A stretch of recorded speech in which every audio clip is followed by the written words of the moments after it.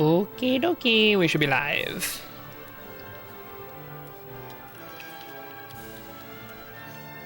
Hair to my yes. Yes, we are live. Sharing the link out quick.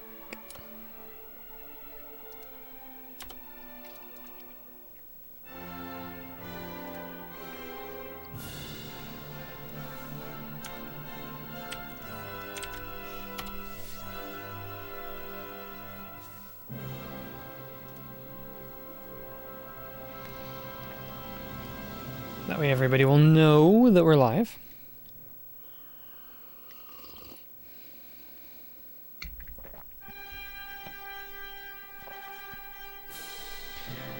And in the meantime, we need to get into the game.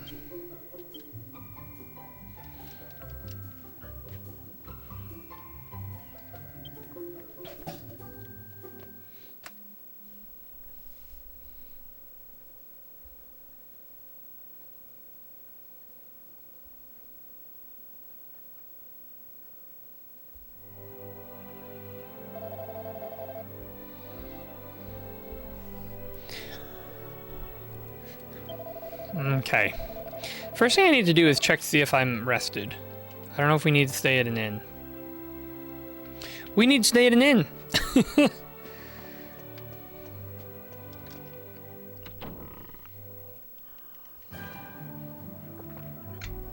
Yo, yo, hello Ace, how you doing? Welcome in.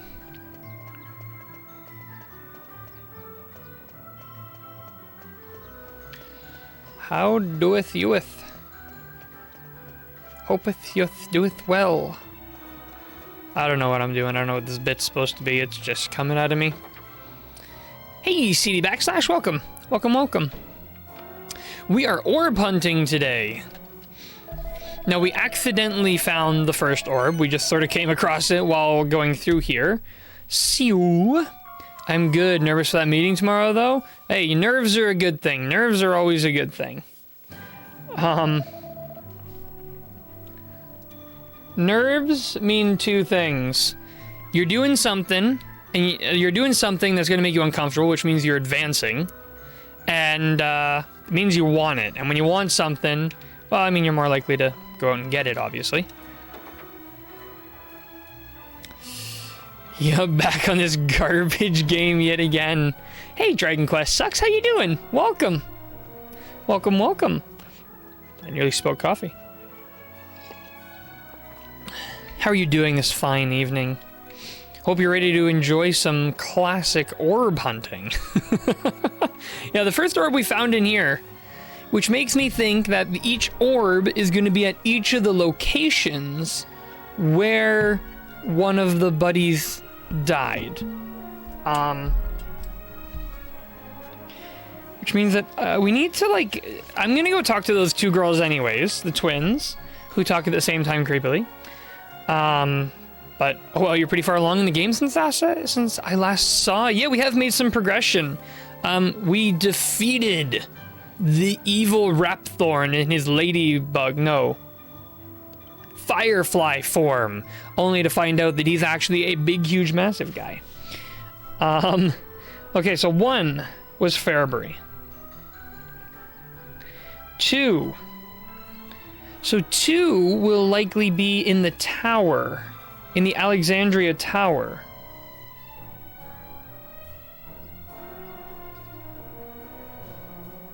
Um, 3.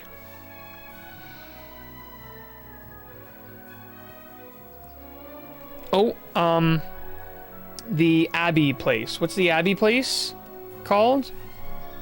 Mayella Abbey.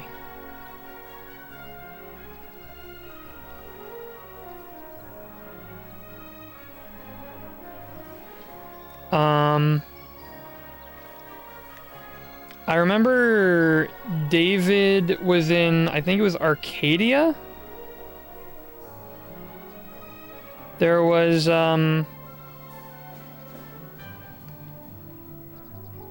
old lady in Irkutsk. And then obviously there was the the high priest guy.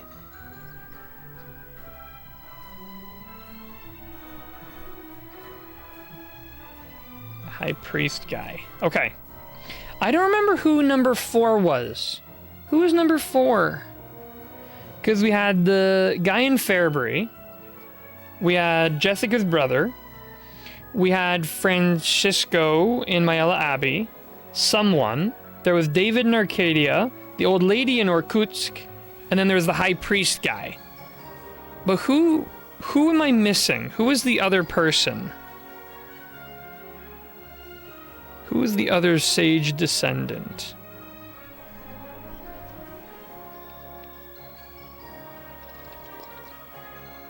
I think the guy at... Oh, yeah, the guy at Baccarat. Yes, that's correct. Also, hi. Hey, Mr. Chapstick. Welcome, welcome. How's it going? Yes. Okay.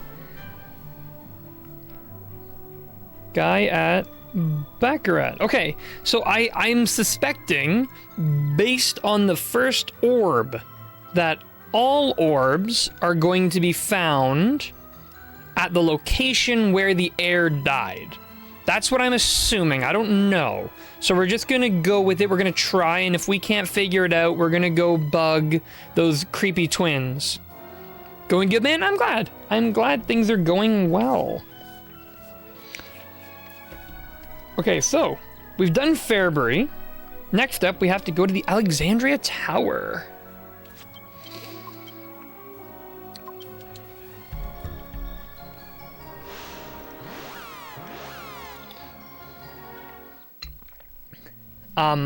By the way, I have decided that I'm going to, well, I mean, decided, I've already started. I've started, like, promoting, oh, hold on, wait. Well, actually, good-ish. I really strained my voice streaming yesterday, and my throat is super sore. Yeah, I saw you mentioning that in your Discord. At first, when you said you were canceling the stream, I was like, oh, man. But then I was like, wait, this is good news, because then our streams don't overlap, and we can actually see each other in each other's streams. But yeah, I'm sorry your throat's feeling kind of sore.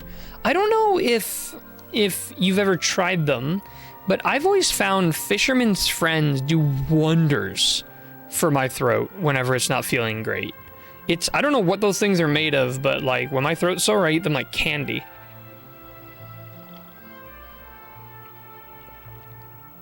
Fair enough. Gotta start making sure our streams don't overlap as much when I schedule. Yeah, I mean, it is what it is. A lot of times your streams start around the time that I'm leaving my desk from my normal job to go to my dad's farm and do some work, so I often end up missing a chunk of the beginning of your streams. But I'll have to give that a shot. I usually go with Halls, but to mixed results. I found Halls sucks. Halls never works for me. Fisherman's Friend's the key. No sweat, man. My schedule, honestly, the way I make my schedule is when Calypso's work schedule comes out, 'cause she works as a bartender. When her schedule comes out, I just schedule it so her and I are working on the same nights, or like I'm streaming when she's working, so that we both have the same time off together, and then when we're apart, then it just works because I can stream, and yeah.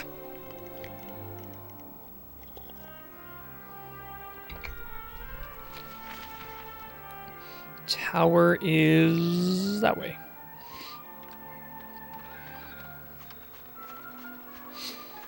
That makes sense. Yeah. Yeah, sorry. What I was saying was I have started doing some like promoting of my Twitch channel via TikTok and Instagram. So I've been uploading clips from my streams to TikTok and Instagram. I've just been sort of doing them raw. Like I'll put my the link to my stream, I'll embed that into the video, but then I'll it's a bird. But I've been doing that just for fun, just to be funny, and I'm kind of hoping it'll build some traction. But if there's any moment in the stream that anyone is like, oh haha, that was funny, you should definitely clip it so that I have more content to upload. Because part of what I've been doing, I'm using some of the clips that already exist, but I'm also just kind of scrubbing through the streams myself. but it's a lot of work to go through a 4-hour live stream and hope to find something funny. So, yeah, I mean, if ever anyone is like, wow, that was really funny, just, or like, wow, he looks like a moron. Like the one that I put up today on my TikTok and Instagram is the, that time, and I think this was actually in Alexandria, that I walked into the inn, turned the camera around, and I was like, oh, look, a door, and immediately walked right back out. Do you know, like, keep an eye out for some clippable moments? Thanks, Mr. Chapstick. Hello. Hey, Greg. How is it going? Welcome, welcome. Did I go the right way? I did. Yeah, I get that. Sometimes I'll finish a stream and remember a funny moment, but try to go back and find it, and it's tough to ship through hours of gameplay. Well, another thing I was thinking, it's like, okay, as soon as something happens where I'm like, oh, that would be great to upload, I'm gonna fly to my notebook and just take note of the timestamp. So I'll have a much easier time of finding it. Because, yeah, like, I wanted to find one clip the other day that I couldn't find. I ended up finding another clip that was just as good, but it wasn't the exact clip I was looking for.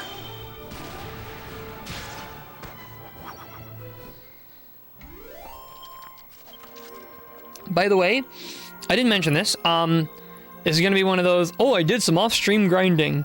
So I did some off-stream grinding, and I also did some off-stream alchemy. So I've got a few new items, such as I finished the Princess Robe, Golden Tiara, Goddess Ring, the Saintess Shield. I also made the Phantom Mask, the Odin's Bow. I think those are the biggest things. Honestly, what I did was I would put something in the alchemy pot. I'd go onto the roof of the monster arena, and then I would take, I took this elastic band, and I can even do an example here. I threw it on the left joystick, just wrapped it around, whoops, and I let the character just run in circles. Hold on, I gotta get a better starting spot. So, like, if I were to just let it go right here, say, right? He would just start running in circles. Now, alchemy is, yeah, see, the rooftop at the monster arena is way better, but the alchemy is purely based off of distance travel, or no, not distance traveled, time. Time moving in the open world. And the rooftop of the monster arena is a safe zone. No monsters spawn there. So I would be doing my work at work, ding, recipe's done, pull it out, put a new one in, get on the roof, tie my elastic band, and just let them run in circles for 4 to 6 minutes. Yeah, so I grinded level 99 and got everyone to hero class, even though vocations aren't in this game. Imagine. Fine, just recorded a playthrough series of Portrait of Ruin, 12 videos. Wow, okay. I don't know too much about Portrait of Ruin. How is that game? Of Ruin. Oh, Castlevania, okay. So many game franchises I just don't know enough about. My fave Castlevania, and one of my faves overall. Oh, okay. Nice. I'll have to keep an eye out for that. I gotta say, honestly, some of the best experiences you can have watching someone play a game is just watching them play a video game that they absolutely love. So, like, when you play a game that you're like, oh, I love this game, it's like, I know that's gonna be really good content.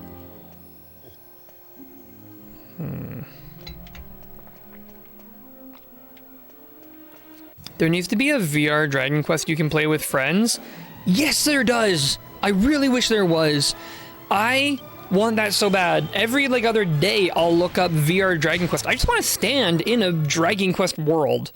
You know what? Now that I'm saying it all out loud, I'm sure you could fudge something together with, like, VR chat. You know, have a custom room and a bunch of custom avatars and skins.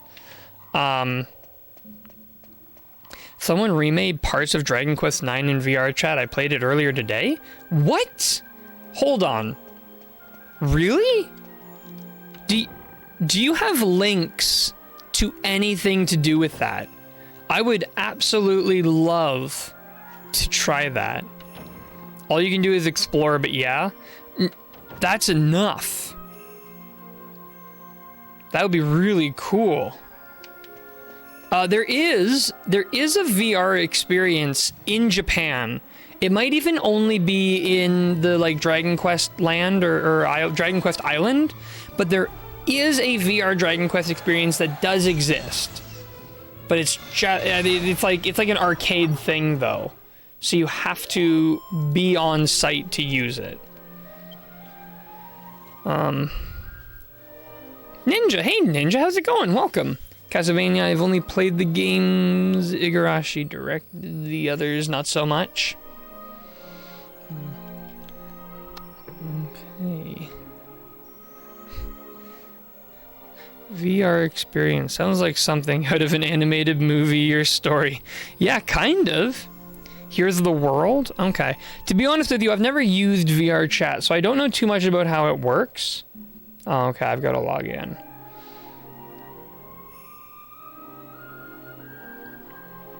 But I'm going to save that link. Because I kind of want to check that out.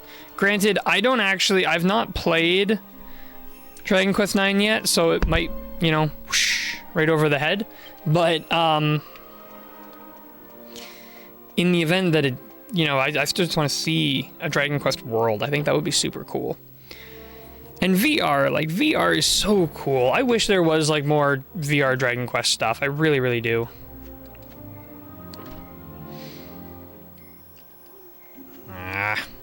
I forget how this tower works.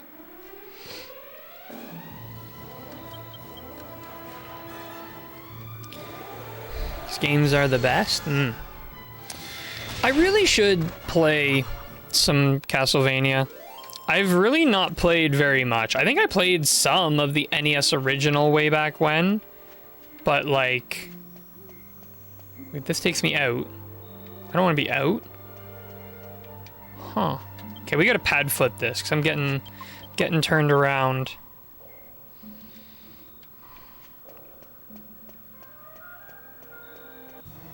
Of course, pad foot barely works for some reason. I don't know why, but...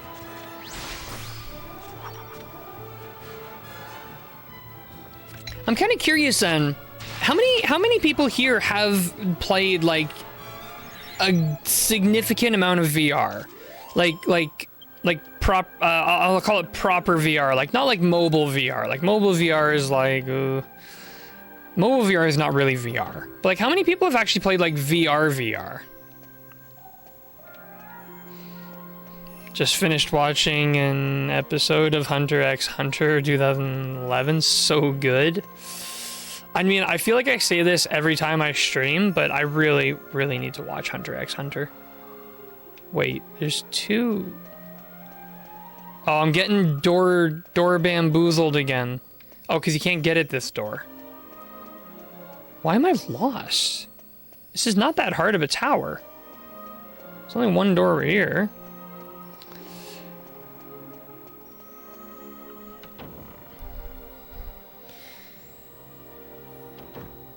It was just on 1 minute ago. Play VR every day. What's your favorite, like, VR game? Guess you have to go around this way, maybe? Oh, yeah, here it is. Never played VR, always thought it was just on sci-fi. I mean, I think that it's not, like... Well, I don't know. It's not like a change your life experience, but it is something you've never experienced before. And some of the coolest... Sorry, my nose is itchy. It looks like I'm picking it again. I swear I'm not. I'm just itching my nose, but... Anyways,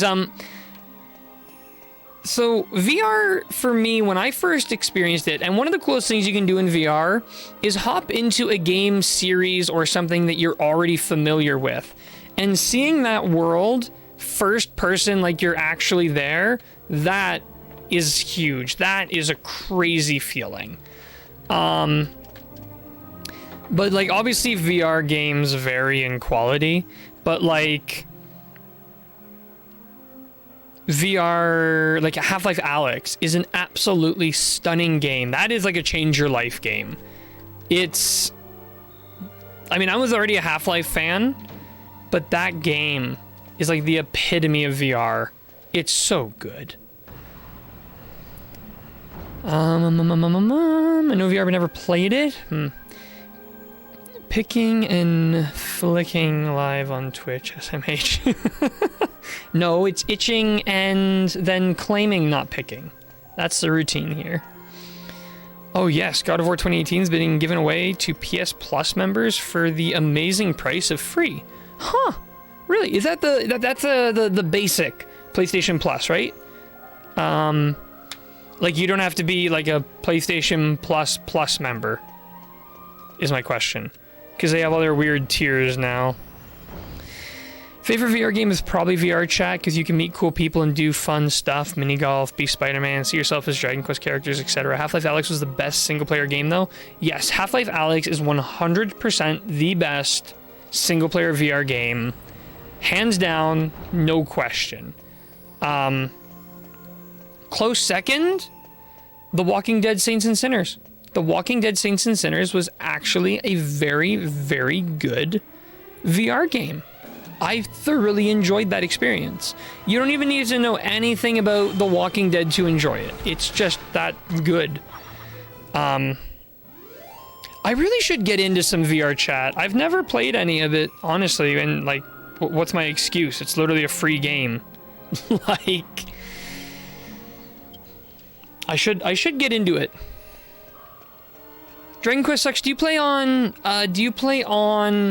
like the Oculus version, or do you play on like Steam? You should do a VR chat stream. I'd join that. I feel like VR chat stream is a bit risky though. Isn't there sometimes some like, oh yeah, this is the wrong way. Isn't there sometimes some like iffy things on there? Some lewdly dressed folks. I use a link cable so I can use the PC version. So you're on Oculus then. Like you have an Oculus headset is what I'm hearing. Ah, you can hide people's avatars by default. Oh, that's really good to know. Okay, you know what then? VR chat, Dragon Quest VR chat is something we should add to the list. Granted, I probably want to play Dragon Quest IX before I jump into the VR chat, but I use an Oculus, but hook it up to my PC when I use the Steam version. Yeah, so I have an Oculus as well. I have the Oculus Quest 2. I almost exclusively do the wireless, though. I almost exclusively do the AirLink, because I find it, like, the wire is so restrictive.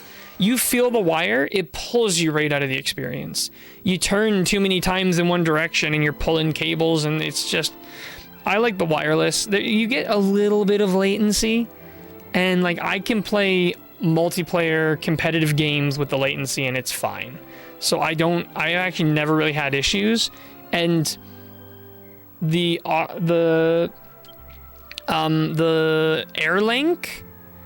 is way better than the old remote desk workaround. I don't mind the wire because I have no room, so I only face one direction. Yeah, I don't have a huge amount of space, but I like to turn. I don't like to use the controllers to turn in the games. It feels like it's, again, it pulls me out of the experience. I try to keep things as in the moment as possible. Yo, he's back at it. Yes, Dog Sludge, we are going through and we are hunting orbs. To be honest, though, we figured out the pattern immediately. We just have to go to the locations where all the heirs died, so that's what we're currently doing. The only reason I started the PS Plus subscription to begin with was for the majesty of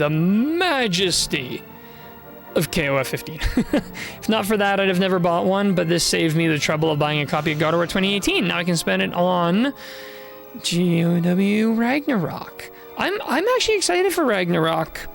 I don't know if I'm gonna play it, but I'm excited. Honestly, I don't feel a need to go back to PlayStation now that God of War and Spider-Man are on PC. I think, you know what's funny? Like, I didn't have a PS5 for the longest time, and it didn't really affect me. but as soon as I could get one, I grabbed it. But I mean, I really want to play. I'm hoping that if it's available, if it's an option, Dragon Quest 12, I want to play it on PS5. I think that's going to be the best experience to live stream. PC obviously is high quality, but I can't stream from the same PC I'm playing a game on without a significant loss of quality. So for me to play Dragon Quest 12, I'm going to do it on PS5. And to be honest with you, I'm still not even 100% sure how I want to do Dragon Quest 11. I might play Dragon Quest 11 on the PS5.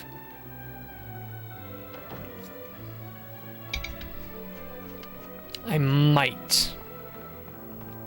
Dragon Quest 12 with next-gen graphics is going to go crazy. I pray they don't make the graphics worse for the sake of a Switch port.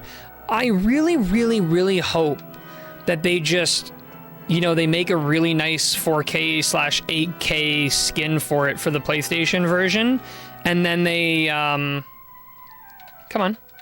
then they just have a downgraded version for the Switch, but I assume Dragon Quest 12 will be on PS5 because Final Fantasy 16 is launching exclusively on PS5. It's true. It's true. All right, it's another orb down. Next one is Baccarat. I just want that Switch. Don't care what it looks like personally. Yeah, see, that's the thing. That's what makes me want to play 11 on the Switch, is that the art style, like Akira Toriyama's art style for Dragon Quest, it leans more towards timeless than it does towards high quality graphics. Like, even if you look at this, it looks good. On the PS2, this game looks stellar because it's going for a more timeless look, which means this game looks exactly how it intends to, and that can never degrade. So with Dragon Quest 11, the game will look the same really on Switch or anything else, but I like games like that. Oh, timeless games are the best. Like, you look at like a Call of Duty from even 6-7 years ago. They look like trash. Maybe when you first played them, they looked good, but now they look terrible because they're trying to be realistic, and that gets outdated fast. Timeless never expires.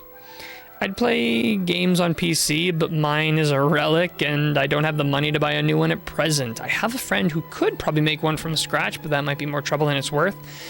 Yeah.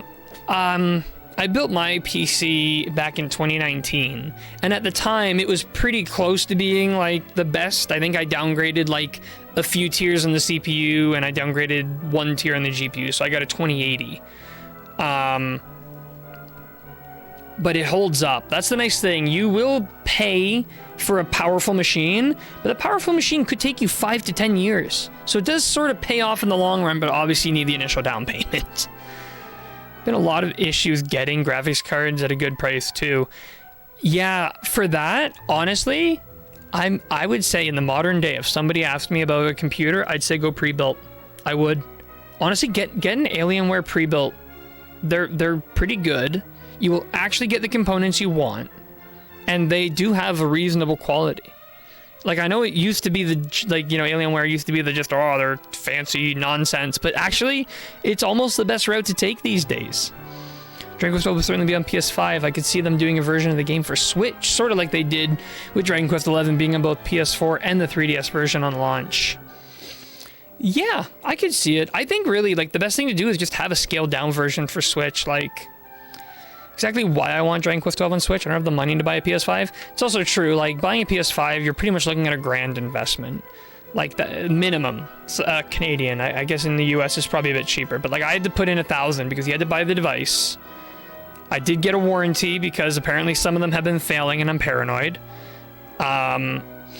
Then they make you buy a couple games to avoid it's supposed to be an anti-scalp, but like people can just scalp games, so it doesn't work. It just makes you spend more money. But I was about $1,000 Canadian dollars in by the time I got my PS5, which is ridiculous. But games don't have to push the limits of whatever system they're on to have good graphics. This is very true, Dog Sludge, and like we were just saying, timeless will always be realistic. That's even like, well, I don't know.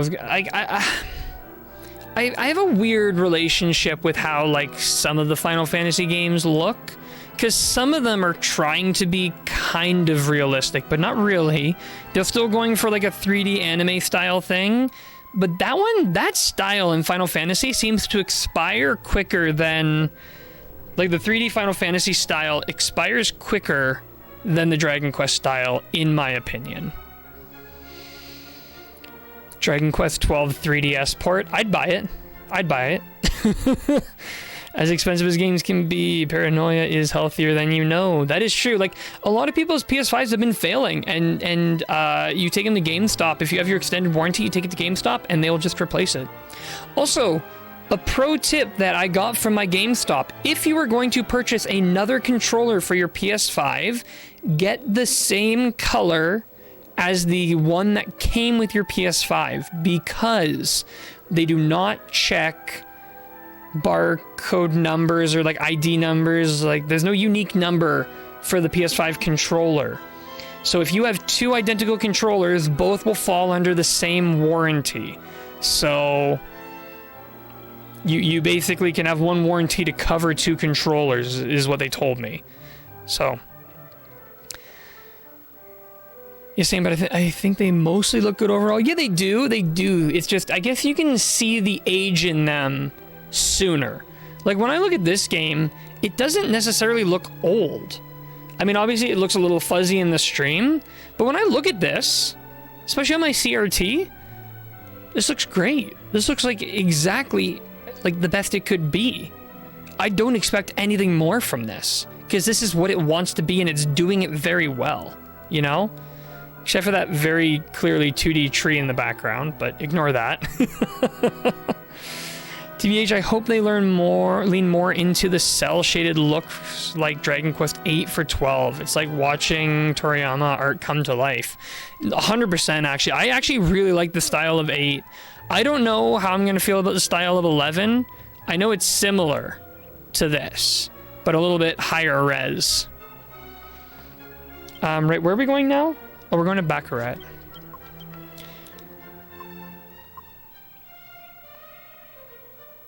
Well, there's a really big gap there. Holy smokes, there's a massive gap.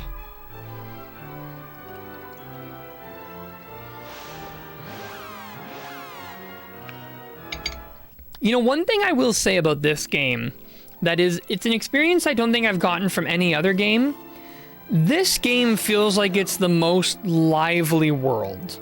And what I mean by that is there's a lot of stuff going on in a lot of places in the world, and it kind of makes me want to interact with all of it. For example, Neos. It's a place you're supposed to go very near the end of the game, but it's a location you can get to early, and there's a really big benefit to being there early. Excuse me. And, I don't know, just that little thing alone, it makes the whole world seem a little more lively. I think also the world being to scale makes the world seem more lively. Like, in previous games, when you're in the overworld, everything's like scaled so that you can walk between locations easier. But this whole world is to size, and it feels it. It feels really cool. Okay, so I imagine I'll find Buddy's orb in his house. He was in his house when he was killed, if my memory serves. It's a crazy jump going from the 2D games to 8. Admittedly, like, I played 7. I played the 3DS version of 7, and I kind of regret it because I did not like the look of that game.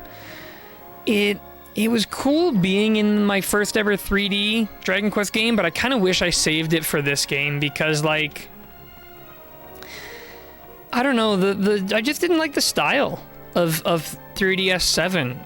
Everything looked like it was straight out of like all the faces. It looked like Mii's from the Wii era. Like, I don't know, just didn't sit right with me.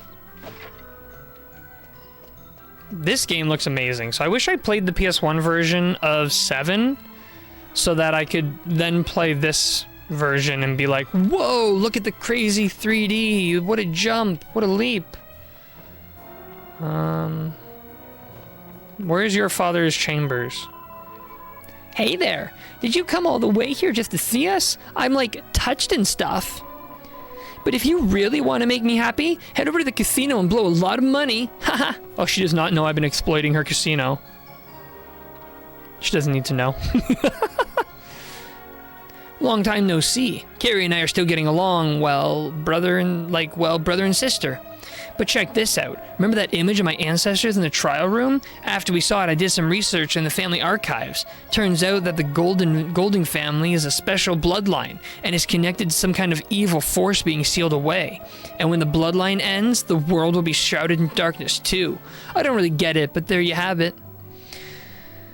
Dragon Quest VII 3DS looked fine to me, but oh well, that's just me, I guess. Never cared too much about graphics anyway. I don't care about graphics in the sense, like, I want the graphics to look the best they can, but the, what's the word I'm looking for? Not, like, vibe, but, like, aesthetic contributes a lot to a game. And, you know, there are games, like, you can have stick figures fighting, like a stick figure fight game. There's that's on mobile.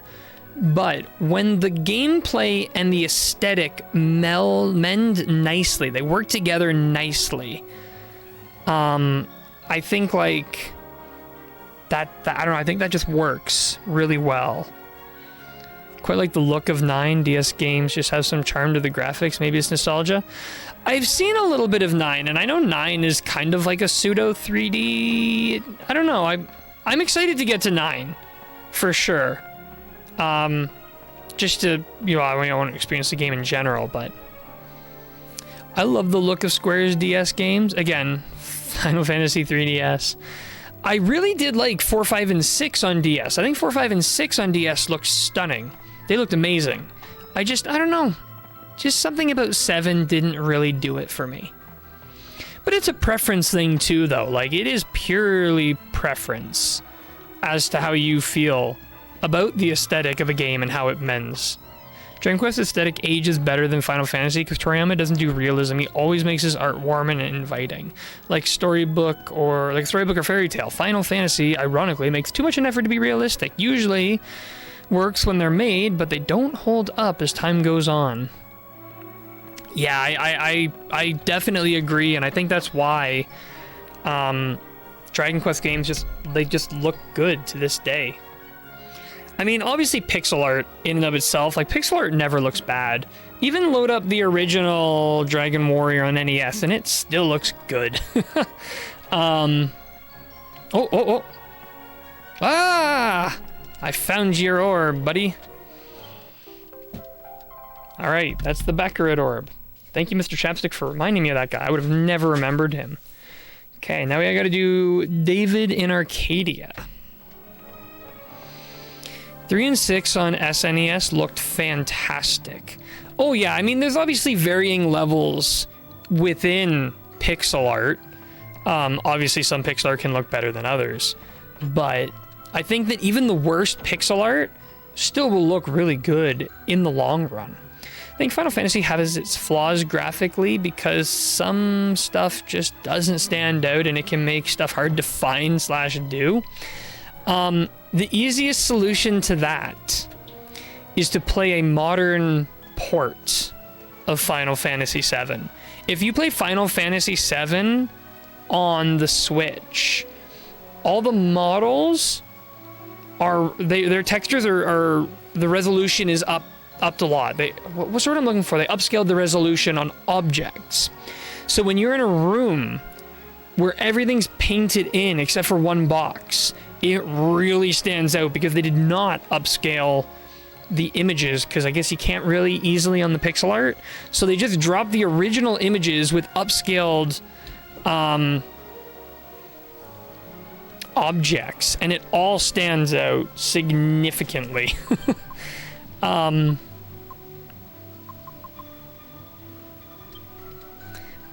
But yeah, that was my experience with Final Fantasy VII on the Switch. I need to finish that game. Maybe we should do that someday.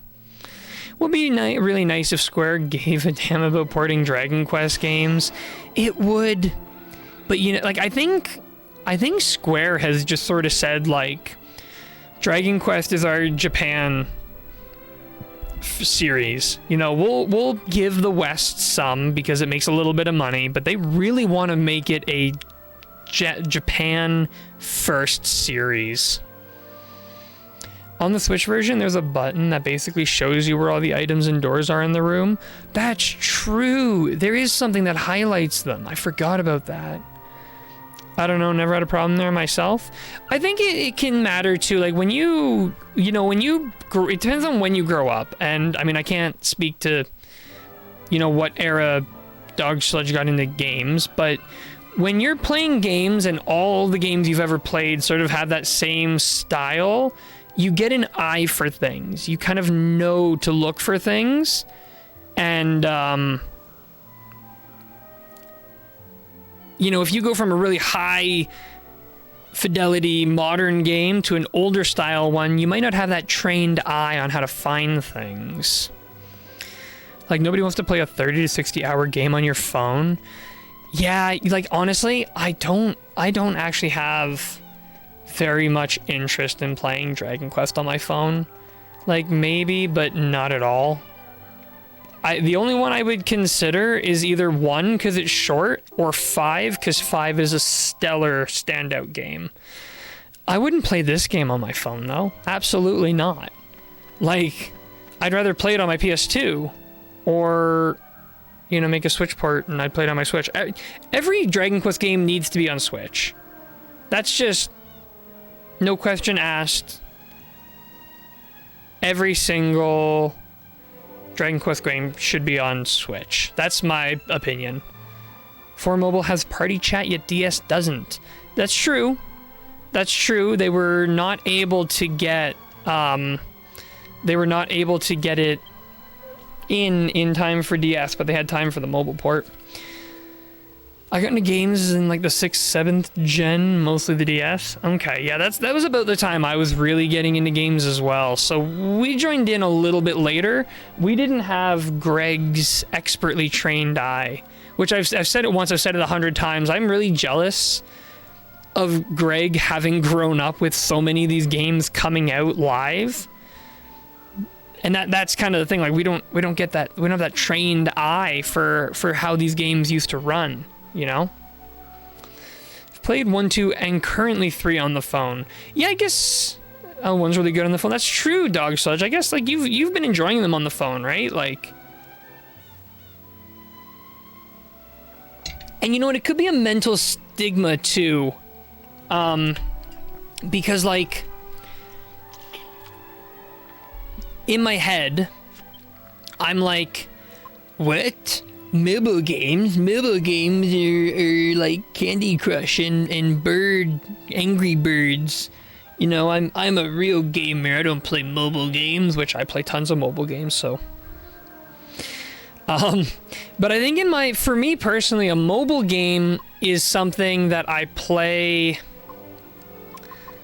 I play mindlessly. Mobile games are my mindless gaming time. If I'm sitting down watching a movie, but it's not fully captivating me, I'll throw up a mindless game. Like Candy Crush, you don't really need to think. Just swipe, whatever.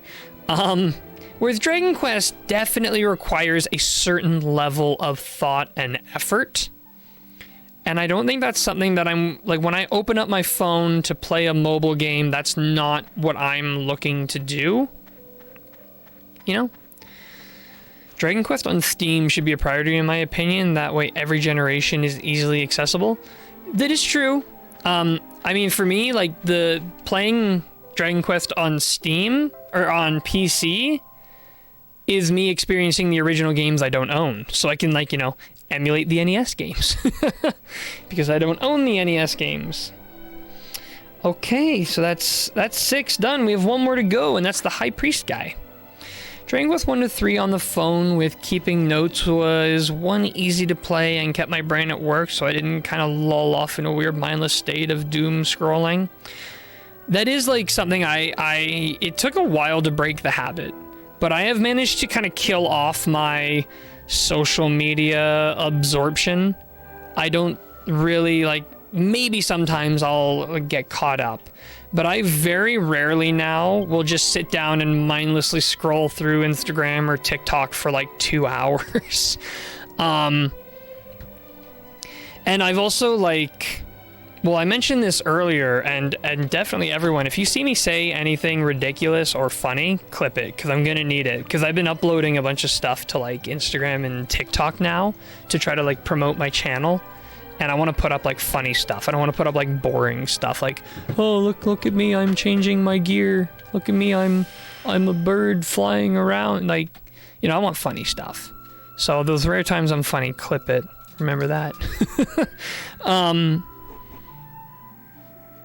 But anyways, that was a long rant. That got way off topic. The point is, I like mindless gaming on my phone, but I definitely don't like mindless, like, the doom scroll, as you put it. Well, Switch is great. The ports won't carry over next gen unless there's backwards compatibility. Yeah, well, and that's a weird thing. Like, I don't know necessarily what Nintendo's thinking, and to be honest with you, I think Nintendo is stuck. Oh, we need to be going north. Because Nintendo likes doing crazy experimental consoles. Every console Nintendo releases is a new experience, you know? The DS, even like the Game Boy, was really like solid and unique.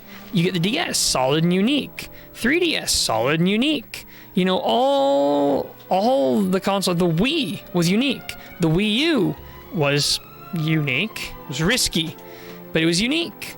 The Switch, it was unique. But the problem is the Switch was also perfect. It checked all the boxes. The only thing it wasn't was powerful. But for Nintendo games, that doesn't matter. And I think Nintendo is like thinking they want to move on to the next console, and they don't know what to make. Because it makes no sense to drop the format of the Switch, but they want to innovate. So what do?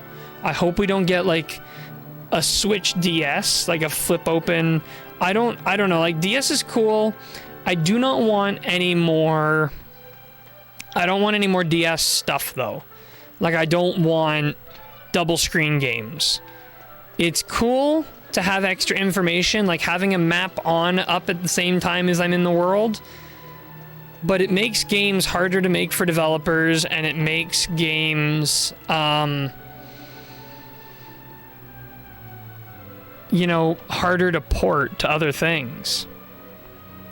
But yeah, same. I still use it, but it kills me to doom scroll to the point where I've deleted some stuff I use for social aspects that I don't really care for. I had deleted TikTok for the longest time. The only reason I put it back on my phone was so I could put my own videos up. At the size of the Switch, a 2-screen would be like a laptop. Yeah, pretty much.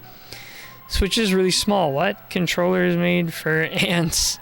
Yeah, maybe, and that's the thing too though, they can't make the Switch that much bigger. Switch OLED was brilliant. I wish I had one. The OLED screen, awesome. I love that. Love that, because like, let's be honest, the regular Switch screen, it's not great. But the whole handheld experience for Switch is not great, if I'm being perfectly honest. Silver orb. All right, we got all the orbs. That was actually surprisingly easy. I'm glad I remembered 6 out of 7 locations. Thank you again, Mr. Chapstick, for reminding me of Baccarat. I would not have in a million years remembered that one. Switch OLED's a scam for only $50 cheaper than Steam Deck, which can even emulate Switch games. That's tricky, because in my opinion, when you, how am I gonna say this without sounding like a hypocrite? I guess when you emulate newer games, it feels more like piracy. Like, emulating Switch games, it drifts a little too close to piracy for my comfort. At least when you're emulating things from, like, the DS era. You know, you can't really get those anymore. I don't know. That's a tricky one. And like if you already own a gaming PC, you have no need for a Steam Deck, really. What about buying the games and then dumping the cart/download from your Switch?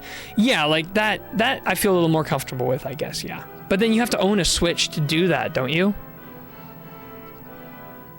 So at that point, you own a Switch already, you might as well just use it. I've kind of gotten away from playing the Switch because I've been playing my Dreamcast a lot, but I think the Dreamcast has something the Switch is very, very, very lacking in: personality. Yeah, I guess I can see that. Like, well, I wonder, like, how could... Let's do a little bit of our own theorizing / a little, like, round table thing here. How would you give the Switch more personality? What would you change about the Switch? Like, if you could change one thing to improve it, what would you do? What would you want the Switch to do that it can't currently? Or what would you like it to do better? We have a good point about how DS and 3DS games can be hard to port to other consoles with the 2 screens, but I do like how the 3DS folds over, covering the screen. Switch doesn't.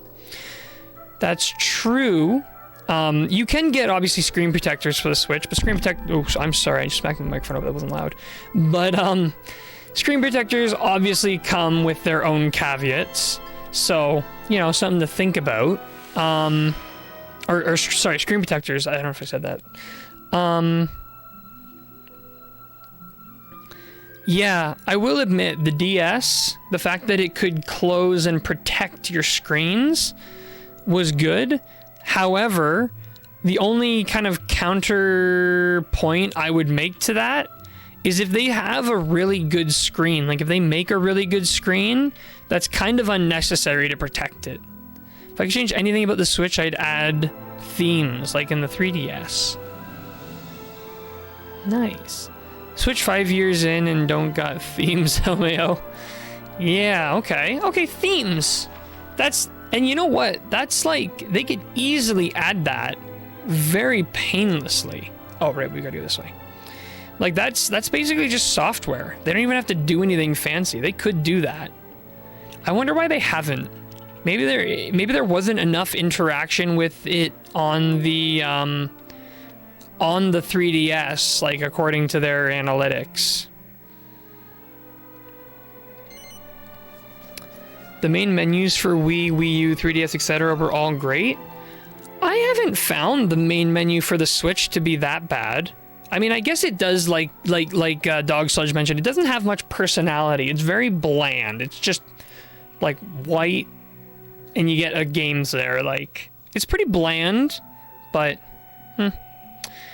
Could see that, good point. I have a Metroid Samus Returns theme for my 3DS. Okay, yeah, you know what? Themes? That's gotta be top of the list. Somebody's gotta write a letter. Maybe we should write a letter to Nintendo and tell them to add themes to the Switch. Can't really interact with themes, but it gives a lot of personality. Yeah, no, you're definitely right, because you can, well, first of all, you can make it your own. You go to someone else's house and you see, oh, they've got a cool theme, you know, maybe they like your theme. You can exchange ideas, you know, and it adds a level of uniqueness. And I think uniqueness is so important in a world where we ever more find things to be similar or the same. Okay, do I talk to these ladies?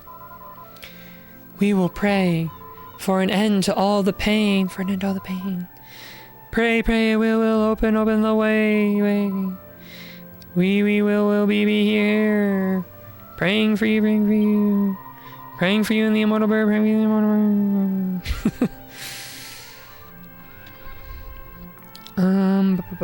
PS4 Dragon Quest 11 theme went so hard. I wish it came back for PS5. You can't get a Dragon Quest 11 theme on PS5? I gotta return mine then. Clear plastic case like the N64 and Game Boy got. I would like to see better controllers. And I know it has to be compact, but that doesn't mean it has to be uncomfortable. They're smart. Even maybe just offer, you know, a big hand mode. I know they offer alternate controllers, I guess, but I'd like to get the whole thing the way but then these controllers are also meant to be used single or double, so maybe that isn't even a problem that can be solved. I mean, I have a Switch Pro controller, which solves a lot of problems.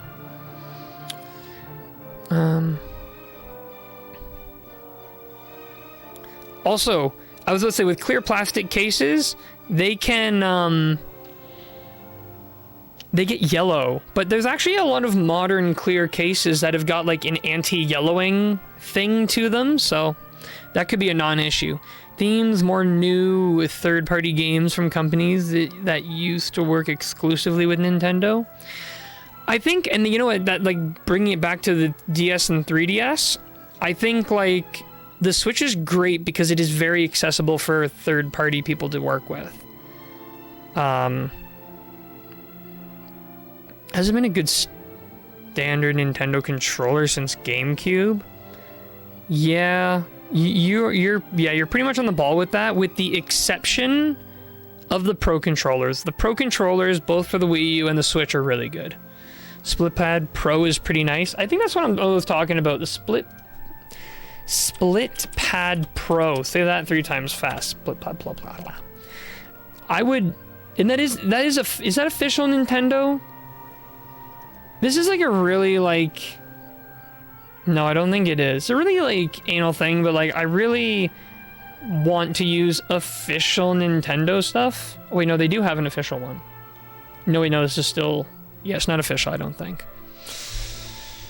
So. Joy-Cons, $80, small and uncomfortable, plus got drift. I haven't actually has anyone here had drift? I haven't had drift, personally. I don't think I use mine enough to get drift. That's my thing. Like, I often use the Pro controller. Like, I almost never even use it in mobile mode. Joy-Cons are so expensive that if mine ever started to drift really bad, I'd probably wait until I won the lottery to get new ones. Yeah. Probably there's so many more third-party games on Switch than there were on 3DS. Very true, Greg. Very true. Sorry, but it's officially licensed. Okay, gray area. We like gray areas because you can get away with it. I haven't, but my sister has. You should have played Dragon Quest VIII with the PS2 Slime controller. Oh, I wanted to. I'm not gonna lie. I wanted to, but what do those go for now? Let me see here.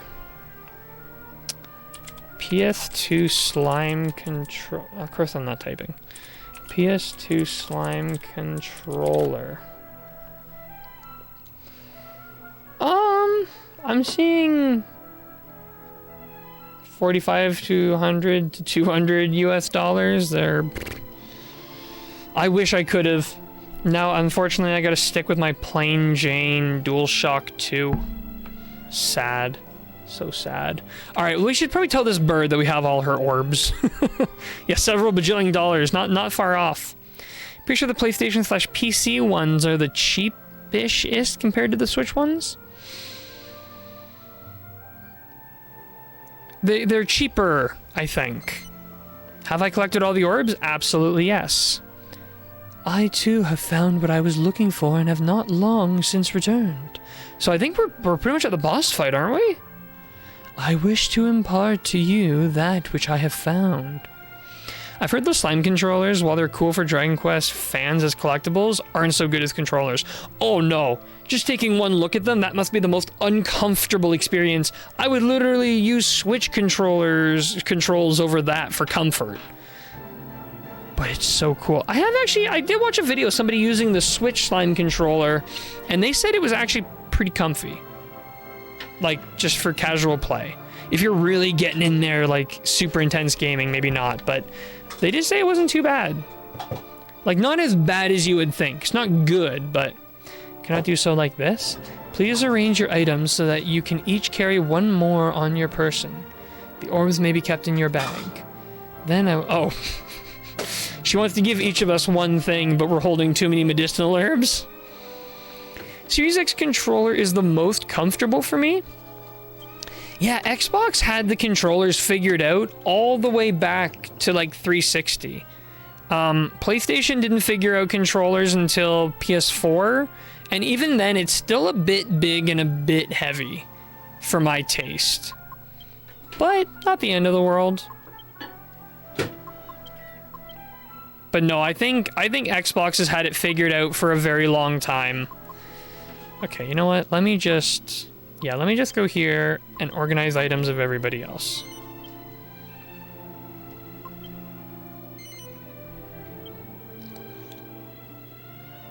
I never liked the left stick placement on the PlayStation. So like back on the PS2 and the PS3, it's a problem because if you put both fingers in at the same time, your thumbs collide.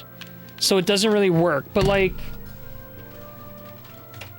when you look at the PS4 controller, like if I have my thumbs on here and I push them both in, my thumbs have to be significantly over to even touch. So it doesn't bother me so much on this one. Although I do know like it can make a difference. I kind of almost like how this one's symmetrical, but I don't know. The Xbox One almost feels more natural, and like there's no way in a million years your thumbs would ever collide on this one. So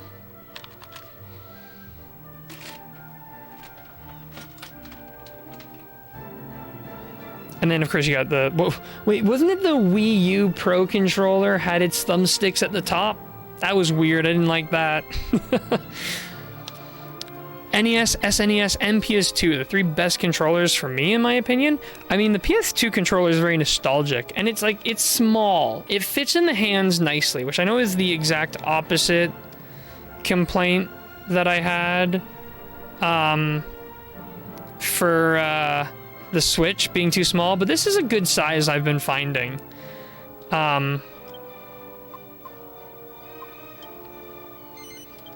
For me, I think the Xbox 360 is my favorite controller of all times. I would use it for everything. Yeah, I agree. If I had one, still, I would use it for everything.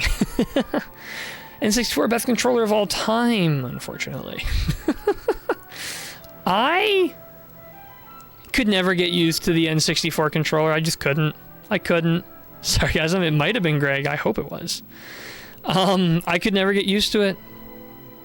I don't think it was necessarily a bad controller. It was unique. It did what it needed to do. It just wasn't for me. It was almost weird that you could hold it in many different ways. I don't know. I don't know. Worst okay, what do people think is the worst controller of all time? Last hope. Now I entrust it to you. Okay, wait. World's Last Hope. What is it?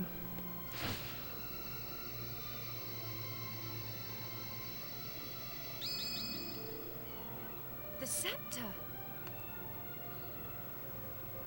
The scepter of Trodain. Careful with that. It's full of hocus pocus. Don't touch it. Yeah, nobody touch it, especially not Jessica. There is no cause for alarm. The scepter no longer harbors Rapthorn's soul. The Philips CDI. Hang on. I gotta remind myself what all these even look like. Philips CDI. Oh, yeah. That controller looks like a nightmare. It looks like they were trying to be really cool with it, but it just didn't work. I mean, I guess CD32.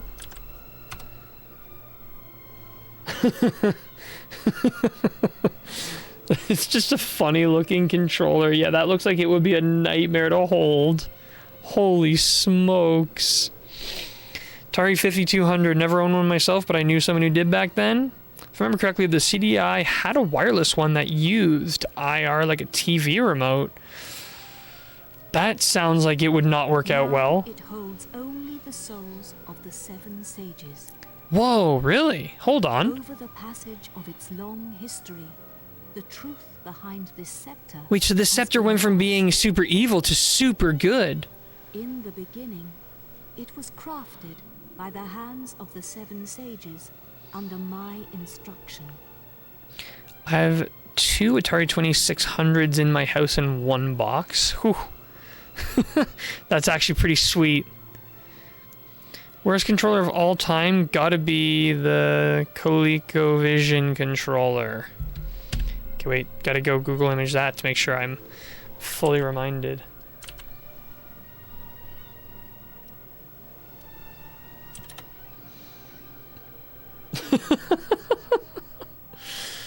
Oh man. Yikes. My grandmother kept everything. Well, your grandmother was is an incredibly smart lady, because obviously you're going to want to have Atari 2600s laying around. And they gave it a name. Oh, what's the name? They called it the Godbird Scepter. The Godbird Scepter. You will need it if you are to break the dark shield around Rapthorn. I only ever saw that one on an AVGN vid. Was Eileen a gamer? No, but me mother was. Only Nice. when it is broken will he become vulnerable. Only then can you fight him. I will fly you to his location. The Lord of Darkness will engage you in mortal combat. But you must endure his attacks as you pray for the power of the scepter. When the four of you pray for its power in unison, one by one, you will summon the souls of the sages to unlock the power of the orbs. I can give you no more advice. Do you understand what you must do when you face the Lord of Darkness? I think so. Then we cannot afford to delay this battle Wait, any longer. Are you ready? Nice, now I have even more in common with her. Alright, Chapstick, I know there's some inside something going on there with you and Dog Sludge, but I don't like Craiggasm in here. What's going on? Well, here we go. Mine was, but in recent years she's lost interest in games, says they've gotten too advanced for her. Honestly, Greg, sometimes they've gotten too advanced for me. Okay. So we need to go to the battle. Sorry, we need to use the scepter to break the barrier. Then we're going to get into combat. Did she say anything else that I just missed? Is there any other things that she... I feel like I might have missed something. I was splitting my attention foolishly. It's a running gag that I'm in cahoots with Dog Sludge's mom. Dog Sludge is a brother of my girlfriend. Oh, okay. Okay. So I knew you two knew each other because I've seen Dog Sludge in your Discord and in your streams. I didn't know how far that... Nope, just you... Yeah, okay, I didn't know for that. I'll just let you two sort that out. I will, I'll just watch from afar, I think. Sorry for continually smacking my microphone. Nope, just use the scepter. Didn't miss anything. Okay, smart. Sister and mother, okay. Chapstick's busy. Chapstick's a very busy guy, apparently. Just get along really well with their parents, so it's become a little joke. Sarum is my family. Oh boy. Well. You must fight him now. Take the scepter. Alright, sure thing.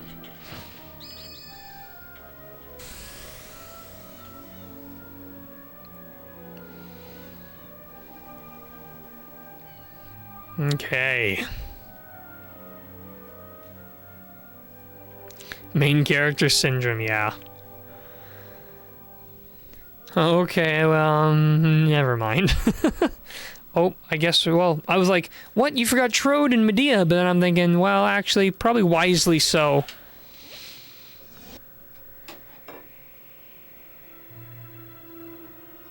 Oh, Rapthorn. Oh, we're just straight into it, eh? Oh, okay.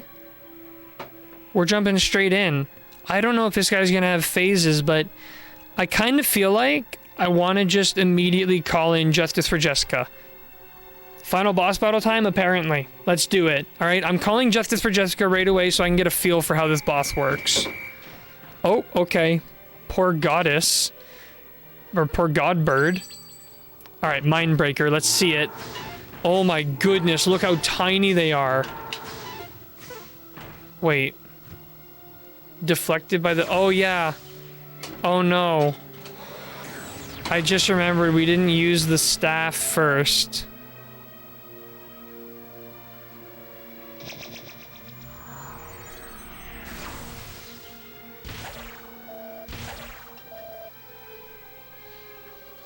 What are you gonna do about it?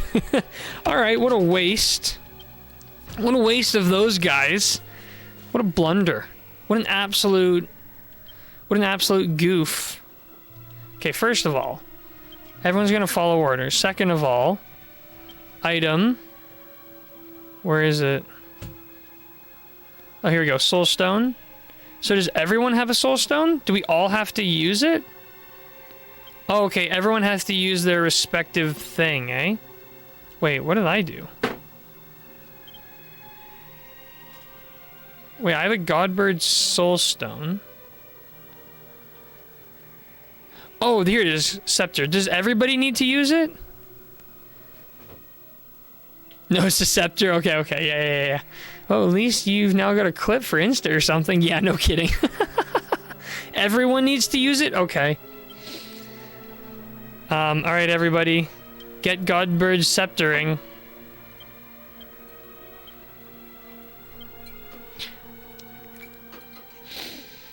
No, so don't worry about it. Don't worry about it. Alright, here we go. You need teamwork to make the dream work, apparently. Maybe we should have, I don't know what kind of abilities this guy is going to use yet. So we used up... We used the summon, but we didn't use all the turns. Do we still... Oh.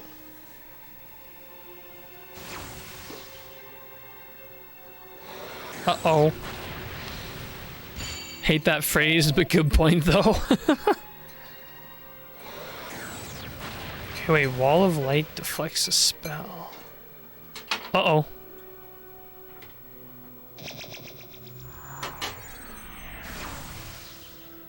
This guy looks too big to be allowed. Okay. Well. I'm curious now. Can I... No, they're done. Okay, so let me just get my bearings here. Spell. I want a full heal Yangus. Yangus, I want you to psych up. Jessica. Give us an Insolotl. You can never go wrong with Insolotl. And then we'll get a Kabuff. I don't want to go too crazy with, like, the buffs, but...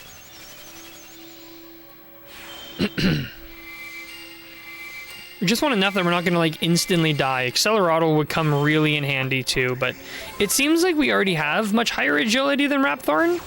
It looks like it might just be Yangus who's got a problem.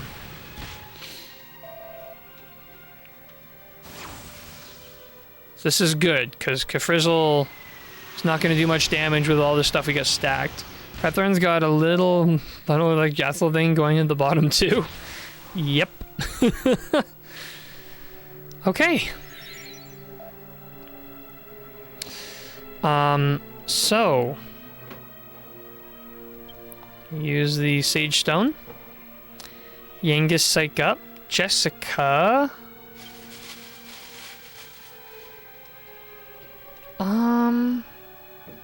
Wait, actually, does Hustle Dance cost anything? No, it doesn't. Not as good, though. So what should I have her do? Let's throw a Kafrizzle and see if it does anything. Somehow I feel like it won't, but let's do it anyways. And then Angelo, give us a psych up. Get a Sage Stone a little bit. Make sure to keep everybody fresh. Gotta keep them all fresh. Think if we have Angelo and Yangus damage dealing. Oh, Jessica should have been buffing. I totally forgot to use Oomph. Alright, well, let's see if Kafrizzle does anything to this guy. Oh my goodness.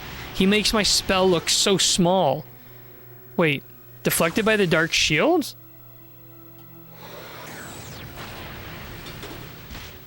What? I thought... Did we take it down? Did I miss something?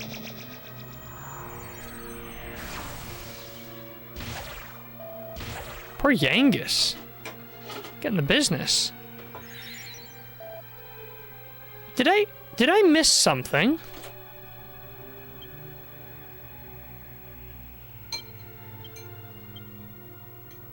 Like, let's say I have Yangus attack. We can Oomph Yangus, and let's have Angelo psych up. Will I not be able to hit? Does it come back, like, right away or something?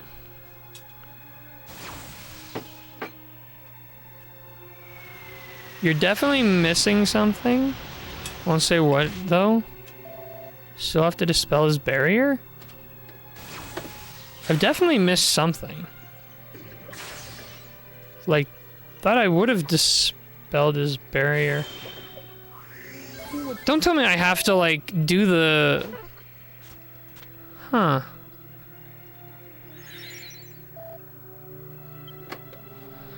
Well, I thought when you use the scepter...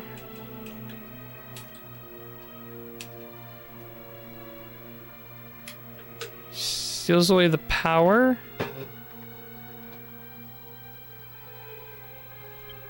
I thought...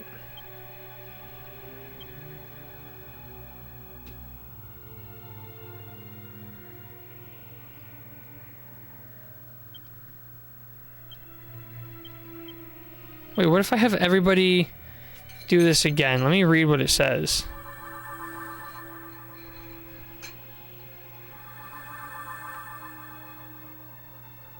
I thought they just said to have everybody use the scepter.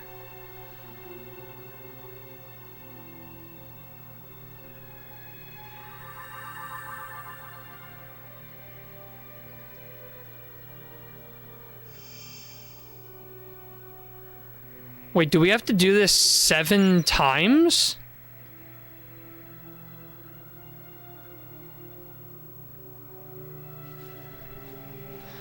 They told you what to do before the fight, but the discussion maybe distracted you from it a little bit? Yeah, probably.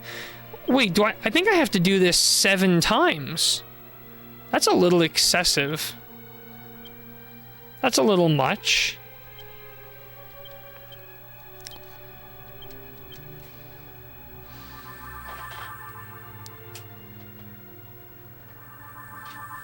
That's what Nightfall, Greg. Wait, yeah, I think... sorry, I'm kind of picking up that it's like we're supposed to do this 7 times. And I guess the challenge is how do you do it 7 times while keeping everybody alive? But... Well, like, as we can see here... After this, I'm gonna have to do some healing and maybe some buffing. Okay. No, honestly, like, I don't mind being told this, because the game told me, I just wasn't paying proper attention, because I was in chat. Okay, so yeah, I'm thinking we have to do that 7 times. Full heal... Me. Yangus, mid-heal... no, sorry, Kabuff. Jessica. Give us another Insolotl. And then Angelo... Give us another Kabuff. We're gonna go, like, wild here with the buffs. I thought it was, like, use the scepters once. Like, one and done kind of thing, but evidently not. Okay, full heal me. Yeah, I don't think I'm gonna bother with Accelerado. It seems like we're mostly ahead of this guy. Damn, I need to play this game again. I remember so little of this battle now. Okay, here's a Kabuff. Oh, I deflected the spell. Come on, Mirror Armor. What are you doing? Exactly what you're designed to do, I guess? Alright, well, let's have everybody do the scepter again. I love how everyone has it in a slightly different spot. Okay. Pray to the Godbird Scepter. So this will be time number 4 that we're doing now, or is this time number 5? I think it's 4. I should have made sure to have more inventory items dedicated to... Wow, Kabuff coming in cold. Because it's not coming in hot.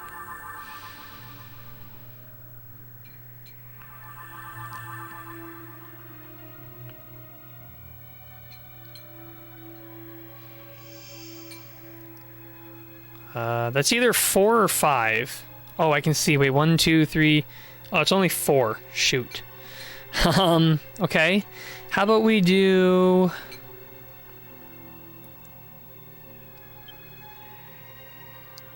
Sage's Stone use. Yangus, give us another Kapuff.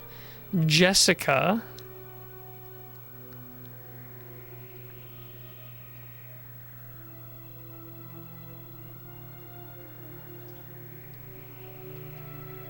Maybe we'll do an Accelerator, why not? She's got tons of magic. She's burned through almost 0. And then for Angelo, I wanted to do a full heal on Jessica. So Accelerator will be nice. The agility will be wildly useful.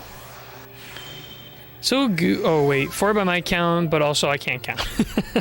So Goofy Rapthorn's ball throwing RNG hits the same character twice in succession. It's like, I really want to kill this guy.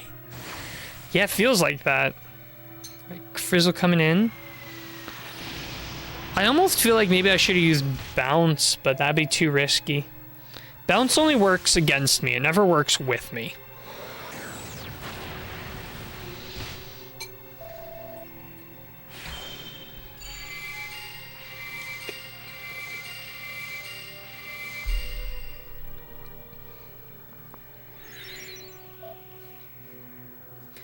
Okay.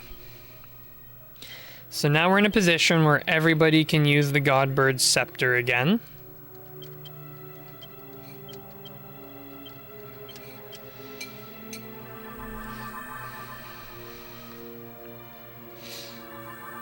And this will be time number 5.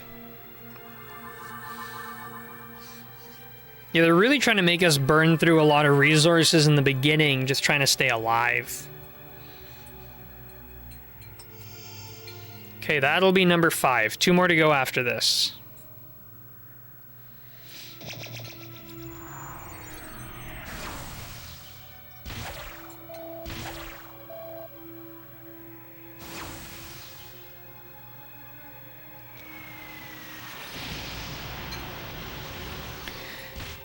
Does everybody need to pray to the scepter on the same turn, or does it just need to be total everybody has?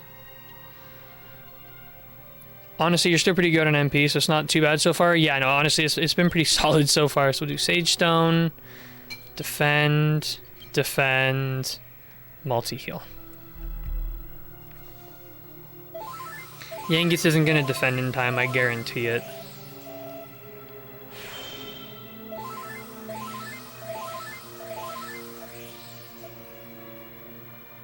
Oh, he did. Good for him. Defiant Laughter, we like to see that. You ball flinger. Another thing in Dragon Quest VIII, I find it's a lot harder to burn through magic power late game. There are just so many magic power restoration abilities that, yeah, it is actually kind of hard. Godbird Scepter. I'm so sad we burned through our, I almost want to lose this fight because I want to use my monsters. I cruelly use them too early.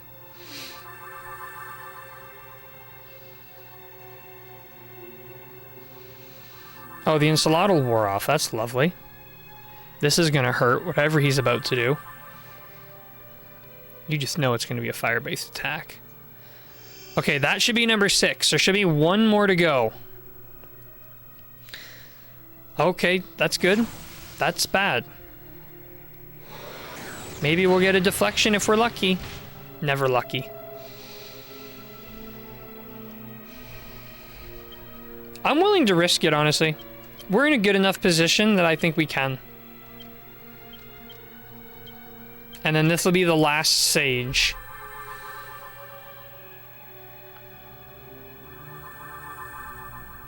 Oh, actually, the other thing, there's a lot of magic power restoration abilities, and then there's also a lot of magic use reduction. So for me, a full heal is only 3 magic power. That's dirt cheap. All right, here we go. They're all out.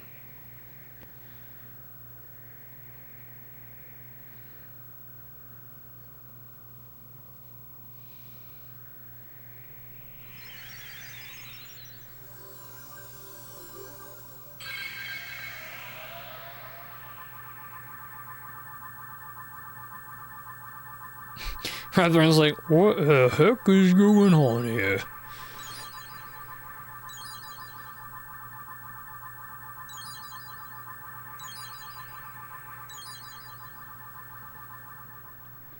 Cool, they brought back the orbs from Dragon Quest III, eh? Yes, sir. I think there were more of them in this one than there were in that one, but... My beloved kin, we sages have done all that we can. Now our dear world, our future, lies in your hands. Protect it well. No pressure, eh? We will be watching you. Oh.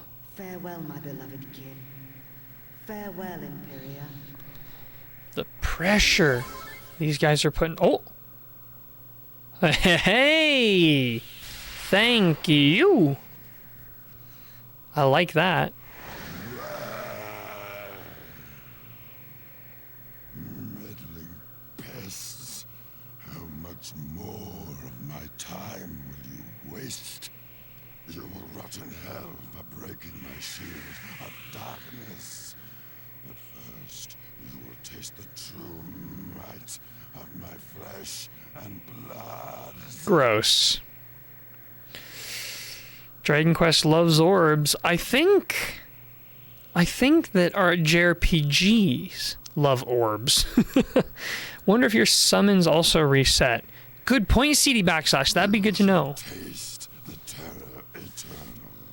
Even death shall offer you no respite.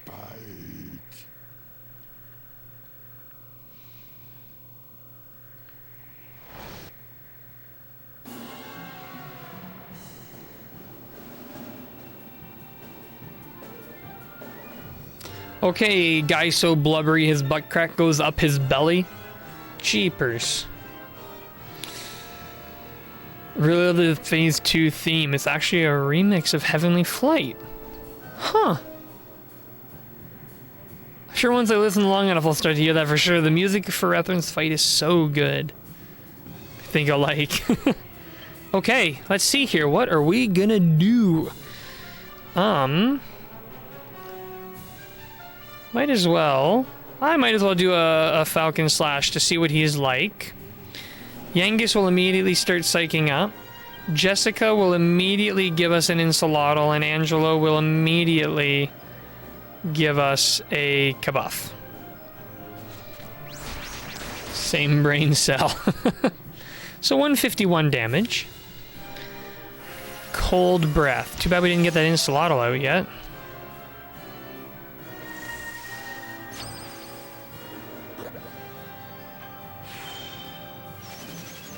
Well, I don't like that.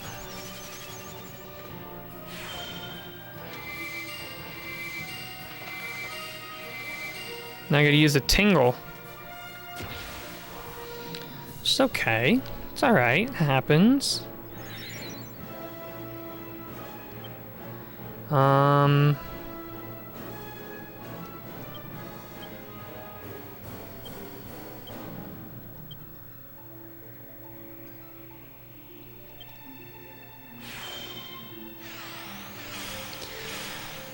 Wake up!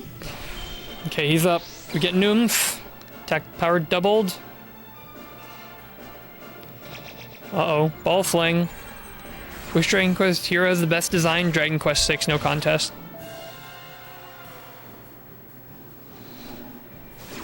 Dragon Quest VI just sweeps everything.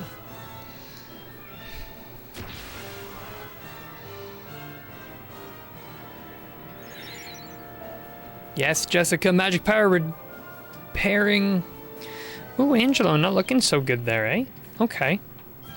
Well, let me drop an Omni heal, honestly. Yangus. One more. One more psych up.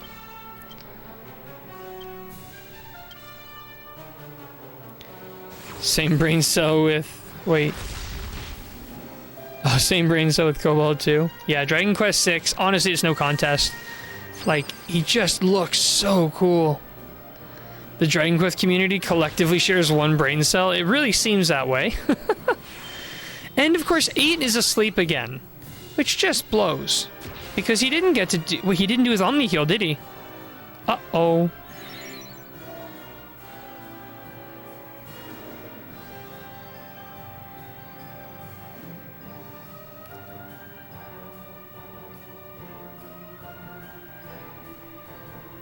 It's bad. It's bad. Okay. It's alright. It's alright.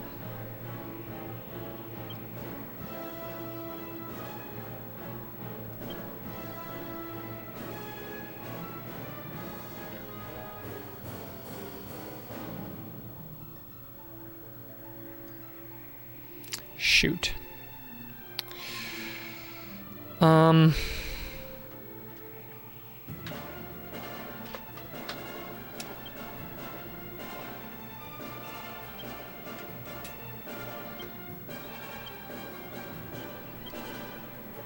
Hey, we woke up.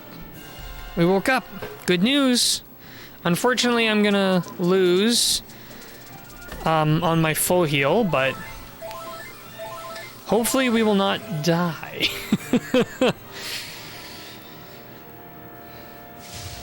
Alright, come on, big banger. This is a psych up 50 with an oomph. I don't know if any of that matters, but...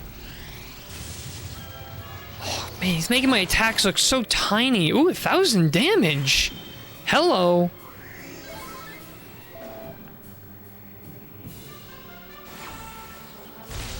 Ouch. Easy there.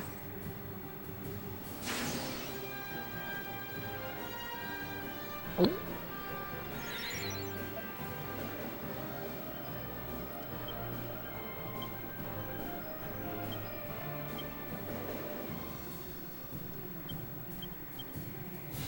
All right, here we go. In you get. Let's go, big guys. Let's go, justice for Jessica. Disappointing. AI, what are you thinking? Man, getting buffs removed is such a bummer. That's why I try not to put too much time and effort into buffs, because the buffs just get removed. Insolotl is essential and oomph is essential. That's the extent of my buffing. You fools! My monsters have no buffs. Desperate attacks or combos. What are you guys doing? Oh, see, now you're getting smashed. Now you're getting smashed. And we knew you would. All my homies hate Disruptive Wave. I despise Disruptive Wave. Quit disturbing me. Let me be ungodly powerful while making you ungodly weak. Nice. See, that's what we're looking for. Desperate attack only, boys. Come on, go. Go. Yes, Mindbreaker. Give it to him. I hate how small he makes me feel. Even my big spells look itty bitty little thing. They do a really good job at scale with this boss. This feels like the biggest boss fight we've ever done. You know what? If he wants to keep doing Wave of Ice while we have no buffs, please do. That's damage I'm not taking. That is damage I'm taking. Ah, Defiant Laughter is the best, though. Desperate Attack, baby. Let's go. Alright. Enormous Foot. No more Desperate Attacks? Alright. That's fine. Nice knowing you guys. Alrighty. So, we are going for an Omni Heal.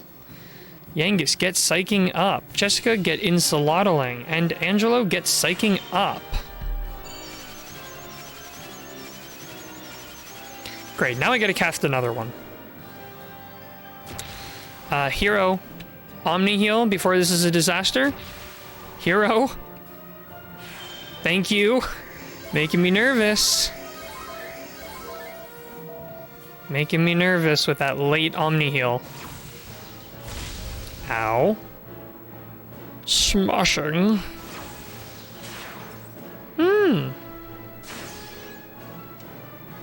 And there goes my tension. Do we bother with tension? Okay, here's what I'm thinking. tension and healing only, maybe he won't bug us. That's my plan. I'm not gonna do any shenanigans. It's gonna be heals and psych ups, and maybe he won't disruptive wave only.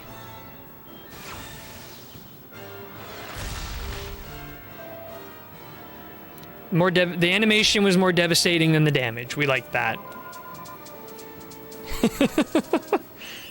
I love Hustle Dance. Okay. Okay. Okay. We're getting psyched. We're getting psyched.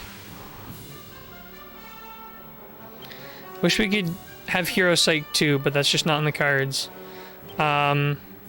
Sage Stone. Psych. Wait, no, you're Hustle Dance. Psych, here we go. Sure, I bet you just like Hustle Dance for the boob physics. There's boob physics? I didn't even notice. Anyways, Jessica's asleep. No, Yangus is asleep. Oh, he woke up. Okay. He probably lost all his tension, so I'm weeping. I'm absolutely weeping.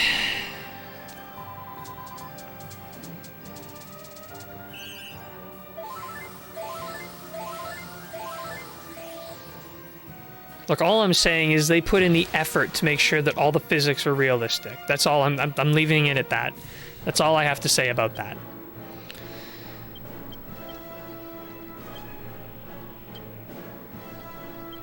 Good poker face there.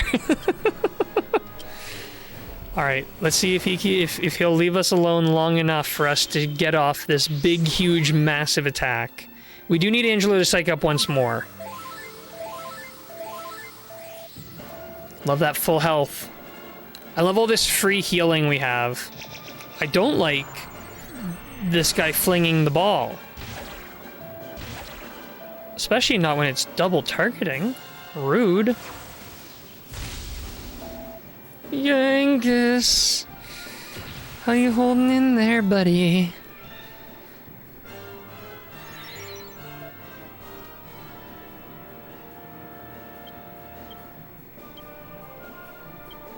For you, Yangus. Psych up. Hustle. Can we get that hundo psych up on Angelo? Come on, let's do the hustle. 1, 2, 3. I didn't realize that there were actual lyrics as she sings. Okay. We're laughing in Heel Town right now. Come on. Damn. Do we just attack or do we give him another chance? I want that 100%. I'm really, really worried about a wave, though. I'm really worried about a wave.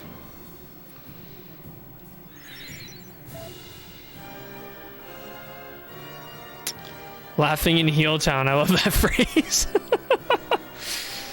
I almost want to go for like an all damaging round, but it's too risky. Psych up.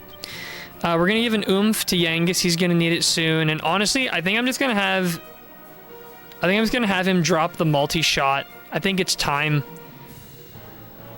I'm doing it. I'm dropping multi-shot.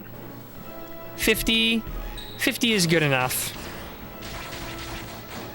I didn't see what the total damage there was, but it was at least 700 or 800, so that's good.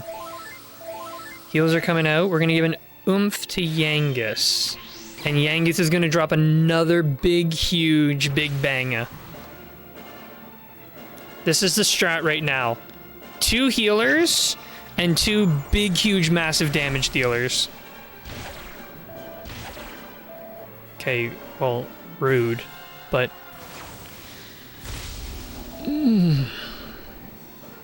That meaty forearm does put more care into boob physics than stuff for her to do in the story.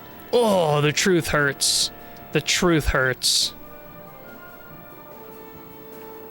Come on, Yangus. Yangus, give us that 100. Give us that 100 psych up. Come on, Yangus. Give us the 100 psych up. We want to see it. We want to see it. In this fight, we need it. You're sort of not wrong, sadly. That's why our team's called Justice for Jessica. This game did her criminally. I think it's the same with Tifa in Final Fantasy VII. It really feels like it. Yes, defiantly laugh at us. Does defiant laughter actually do anything mechanically, or is it just a break for the player? Okay, Yangus. That's what I'm talking about right here, alright, buddy? Come on.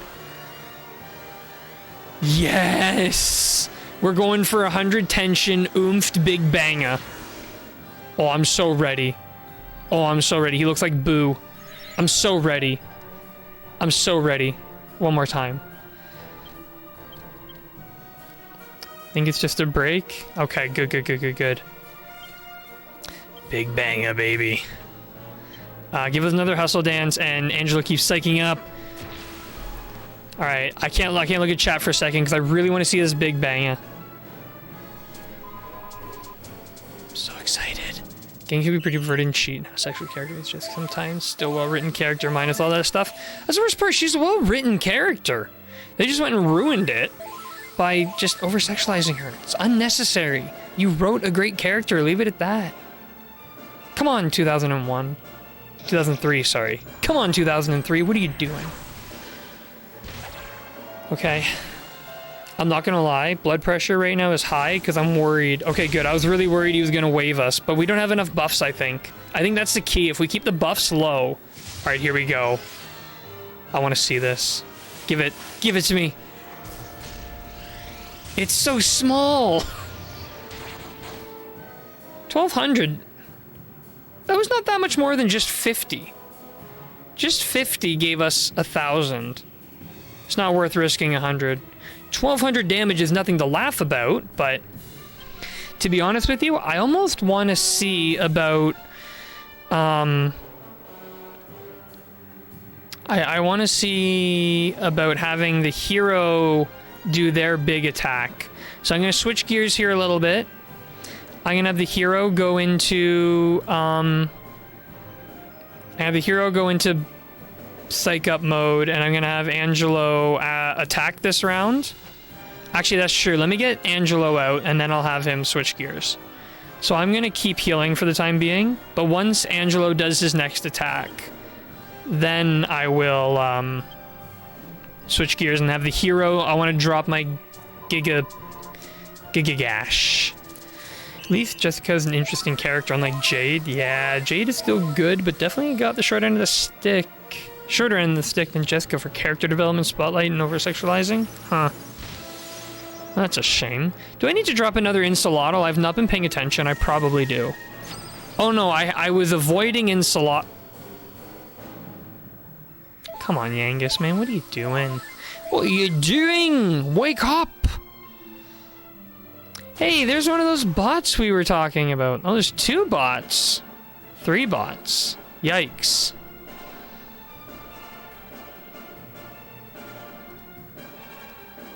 Let me just ban all those really quick. Yikes. Okay, those are gone. Shame. It's a shame. Alright, gotta keep healing. Gotta keep healing. What's Angelo's psych up at? Was it at 50? Let's try again. Look, a bot draws near. Bot and his cohorts were defeated. Easily. Easily. That's what 100 tension looks like right there. Uh-oh. Lost my oomph? Okay, gotta re-oomph.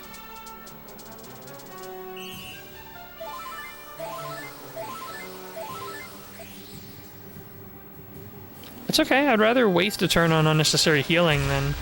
Ouchie! And it didn't wake. I'm kind of hoping Yangus naturally wakes up. I don't really want to, like, burn a turn waking him up. But if he doesn't wake up soon... Okay, anyways, Angelo's going to attack this time. So this is going to be my last Sage Stone. Jessica's actually got to use an oomph on Angelo because Angelo's going in with another multi-shot. 7, 17. Aw, too early! Too early! Relax! Aw. Oh, okay. Phase 1, I assume. I assume? Surely not. Chad has defeated the bot. Yep.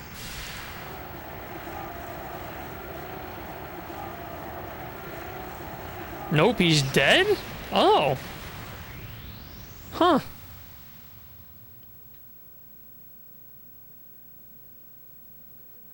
Surprisingly easy. I was expecting a few phases. Unless you're messing with me. My screen's gone gray, so I don't know. No, I think that's it. We done it, Gov! We only went and bleeding done it! Aw, Yangus's joy brings me so much joy. And with that, we've defeated Kid I Buu. can finally go back and tell Bangers and Mash it's all over. I forgot about Bangers and Mash. Destroying his shield was kind of the first phase, I guess, and that was his baby form earlier.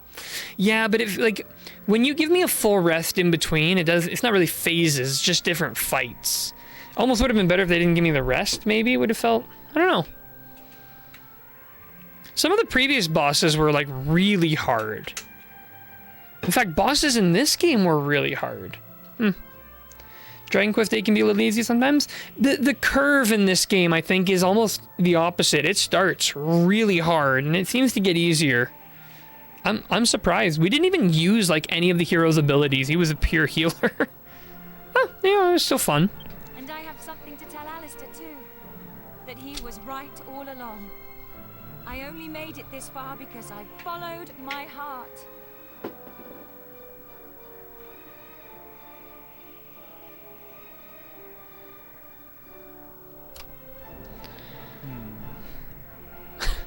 Who'd have thought we'd ever manage it? Should be an interesting anecdote for the ladies. Come on, Angelo. You're a little higher in level for the final boss. Perhaps that was it? Could be. They must be back to normal at last. Oh, that's true! I'm half surprised the old codger ain't turned up to surprise us as usual. But even he couldn't spring up in a place like this, eh? Here he comes. He's gonna drop in now, isn't he? I transported your friends back to their homeland. Each one of you is a great hero. Yangus, Jessica, Angelo, and of course, you. Who? Guess not gonna say my name. Cool, blimey! Never really struggled with Repthorn though, so yeah, maybe it's easier in general. Might be. I might have been a little bit higher level than expected. I will never forget your strength and courage.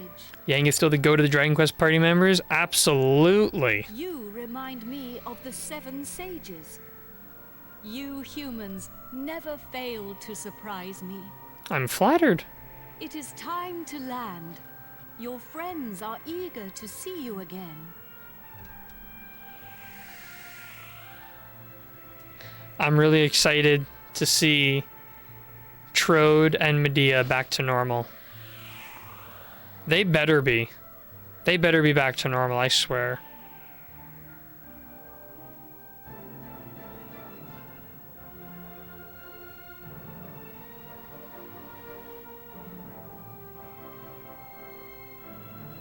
For this game, yes. Wow. Like I do plan on taking some of the post game content, but like we're moving on to 9. Like there's 2 more non-MMORPGs in the main line of games. Like we are so close to have played them all. Now you can be with your friends again. Like I know there are other games to play once I finish all the Dragon Quest games, but honestly, I'm like in such a routine. Like I've been doing this for months. I don't even know what I'm gonna do once I finish all the Dragon Quest. Are you doing the post game right away for this? Yes, actually, we had talked about it in the previous stream. I'm thinking like, I want to put a bit more time into this game because I've been really, really liking it. So you could stream VR chat once you're finished. You know what? Dragon Quest sucks. I'm just gonna start calling you Dragon Quest Love, Dragon Quest Lover. I'm gonna start calling you Dragon Quest Lover. I think we should do the VR chat stream after Dragon Quest 9, so that we can experience that world in VR after we finished it in non-VR. Does that make sense? I think that's what we should do for that. All right, here we go. I'm nervous. I'm actually nervous to meet. There you are. Welcome back. I saw you all in action. My wonderful men. You were magnificent. I ain't one of your men, Grandad. Neither am I. And I'm a free agent. Of course. And I suppose you weren't magnificent either.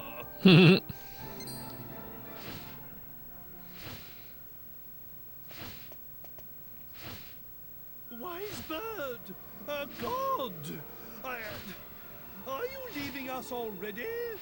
So couldn't help but notice they're still cursed. This world is in no danger now. My path leads to other worlds. I see.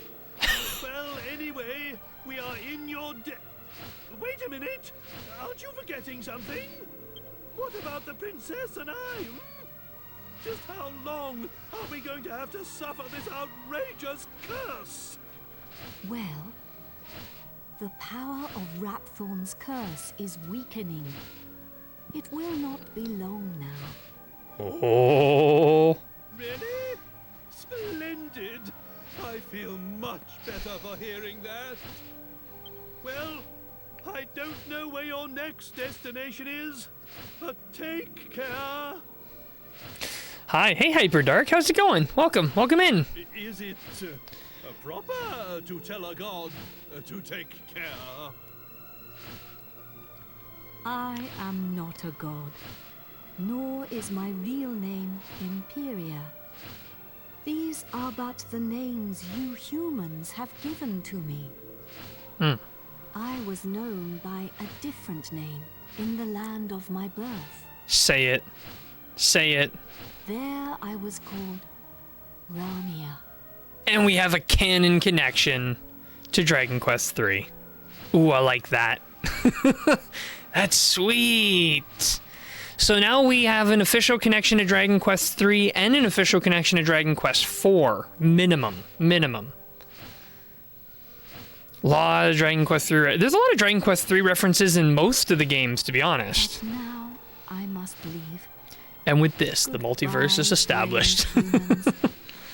It has been an honor to have known you. Yeah, same for you.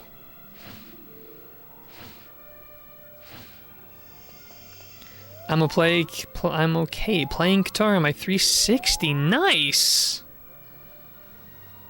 How's that going? Oh, is that the baby bird? Wait, did we just lose our ability to fly? That would be a bummer. Goodbye. Oh, it's time. It's finally time. Grandad, you're sparkling. It's taken you this long to notice. Personality as rich as mine always sparkles. Trode and Yangus are just like... They bounce off each other perfectly. There's not a better duo in all of everything. Nah, I mean literally. Take a look at yourself. Ooh.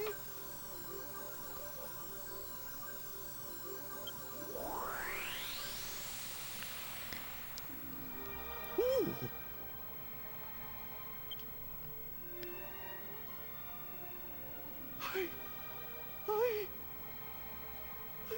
back to normal. I'm just gonna say it. He looks better as the troll Toad. I'm just gonna say it. He looks kind of... I don't like the way he looks as a human.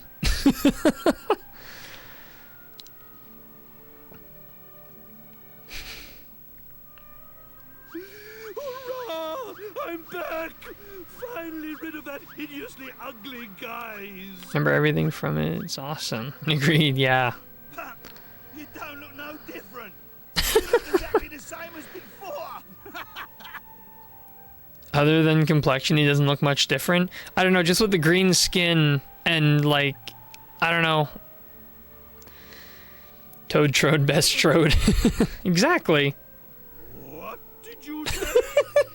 Are you blind? Dazzled by my striking appearance, no doubt. Wait. This is no time for an argument. Where's the princess? Where is my beautiful Medea? Yankees is laughing over there. Oh. Hello, everyone.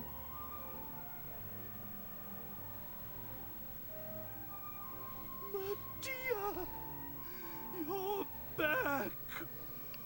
Oh, my beloved Medea! Maybe some of the best post-boss story rewards ever.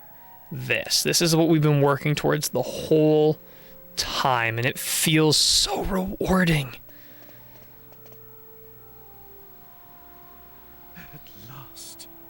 At last the curse is lifted. Everything is back as it should be. Father.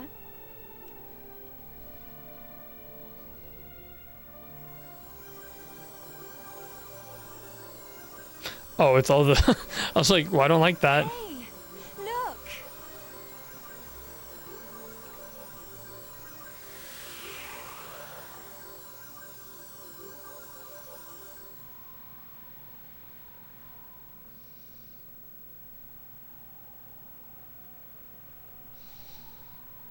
I'd love to. It's all white, though.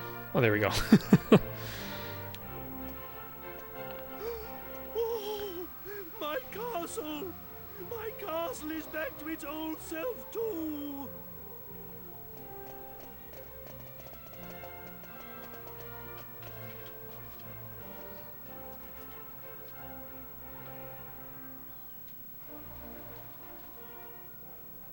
Trodain is restored. True, right from the start of the game, it was all about finding a cure for Trode and Medea's curse. Now we have. Everyone, this calls for a banquet. Prepare a feast.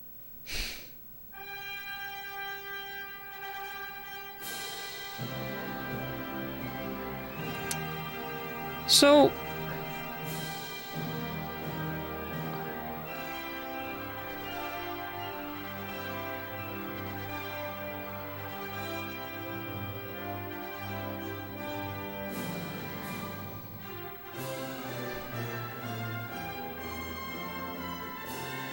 Man, Dragon Quest theme at the very end of a game it just hits different. Never has the theme of the series sounded so rewarding. I know. I love all these, like, picture shots.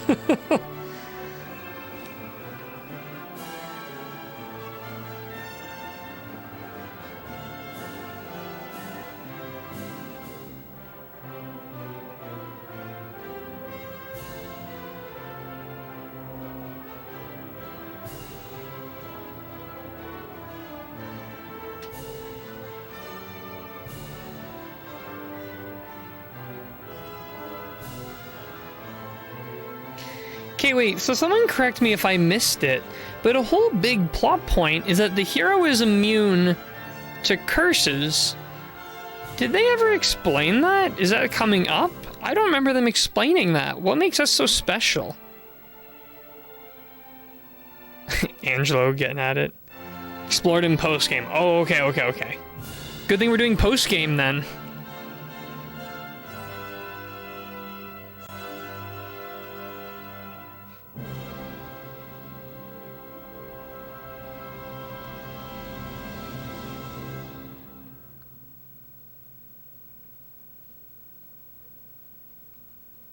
Man, the end of every Dragon Quest game brings on a lot of emotion.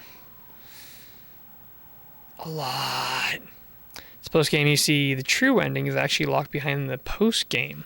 Oh, so we have to play the post game then. Have to.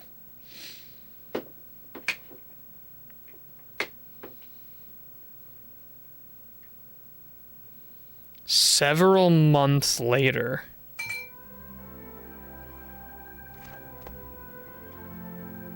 Gav!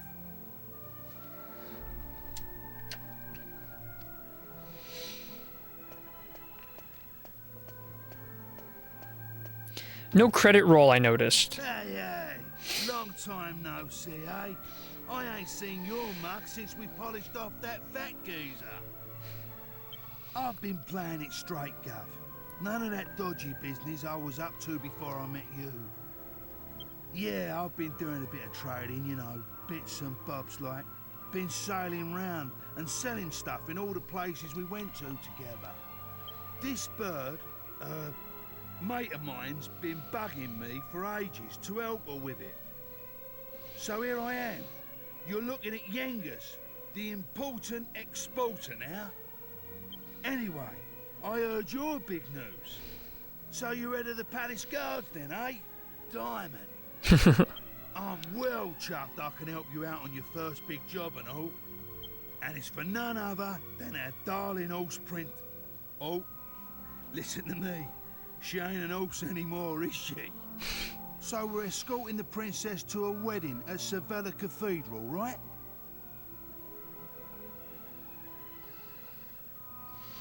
I missed the final boss. Ah, Crystal Time Gear. You missed it by just a little bit. Ah, that sucks. Hey, oh, hey. Well, hey. How is it? How's it going?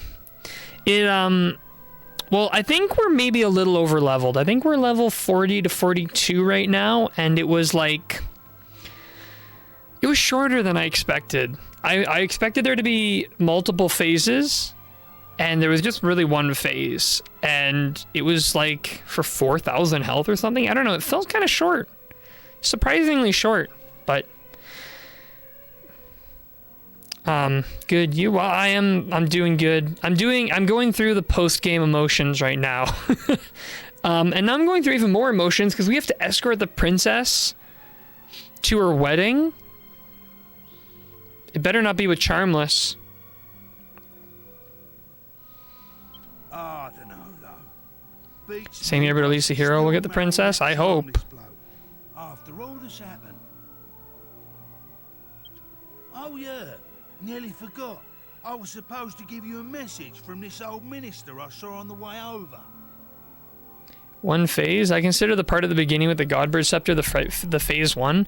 So, I would agree if they didn't give you a full heal in between.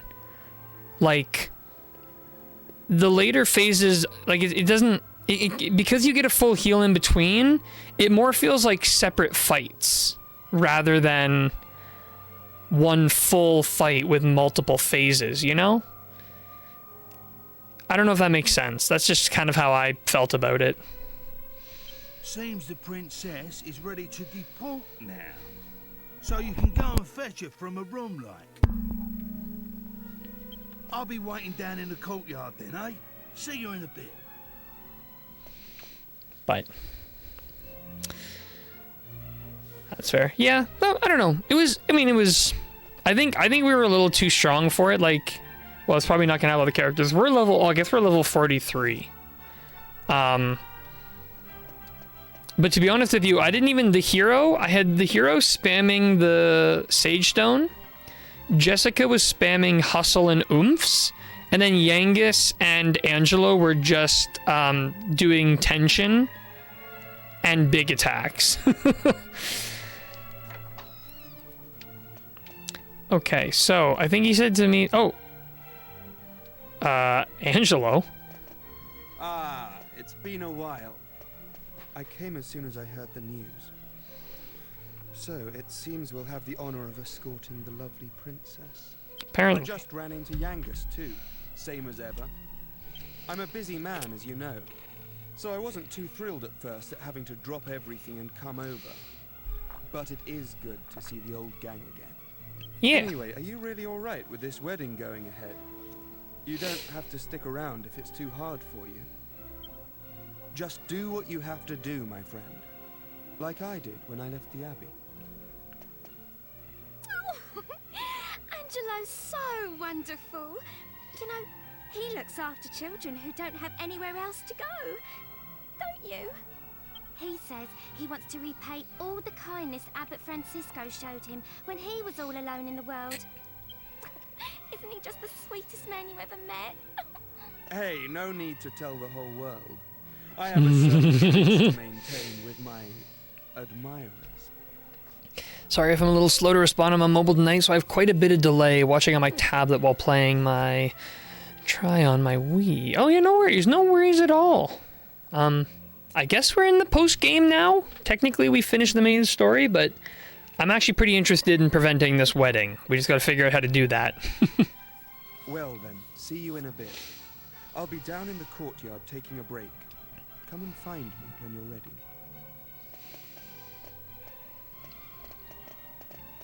Cannot figure out how they made you able to both love and hate Angela within the span of a single scene. I know. It's impressive. Alright, I still don't know how to navigate Trodain. This place is still a nightmare. Monster Hunter Tri was so good. I used to play that so much back then.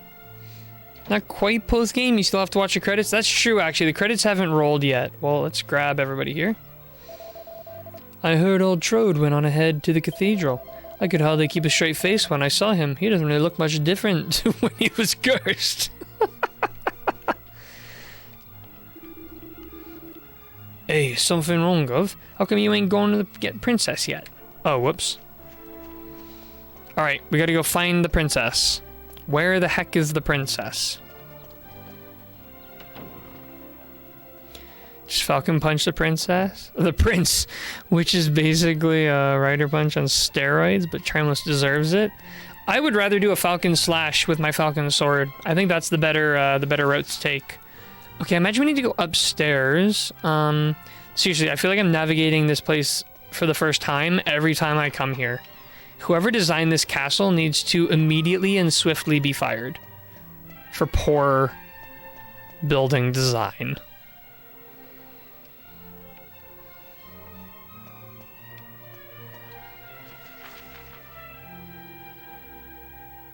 I mean, I literally...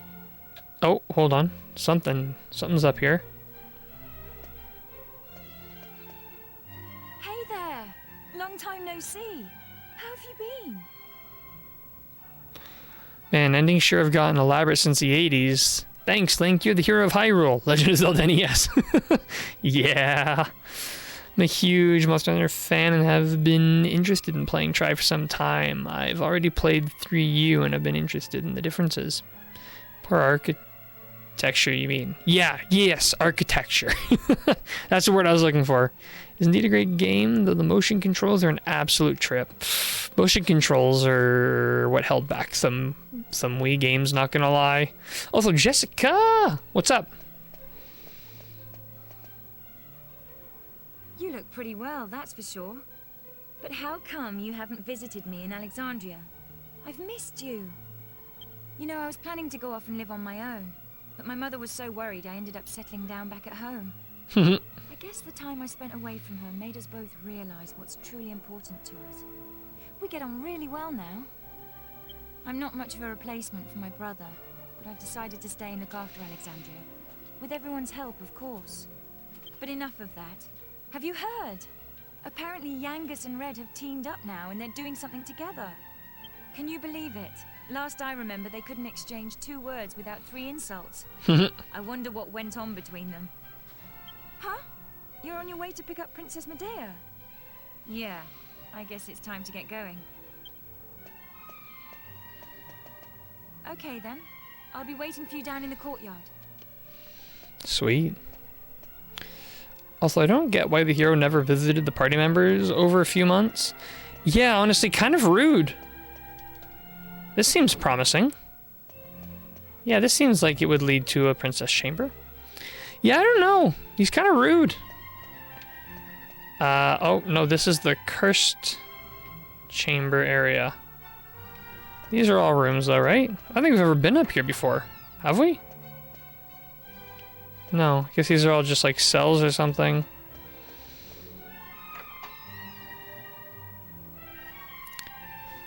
He was probably lost in the castle. Yeah, that's what really happened. He just couldn't find out how to get out of the castle. Here's having some sweet old catching up with Medea time, maybe. Maybe he felt since they went on, they didn't want to see him? Maybe, but I think he was probably busy with his guard duties. Also missed the Trode and DQ3 multiverse reveal reaction rip. Aw. Well, it's in the VOD, so it does exist somewhere.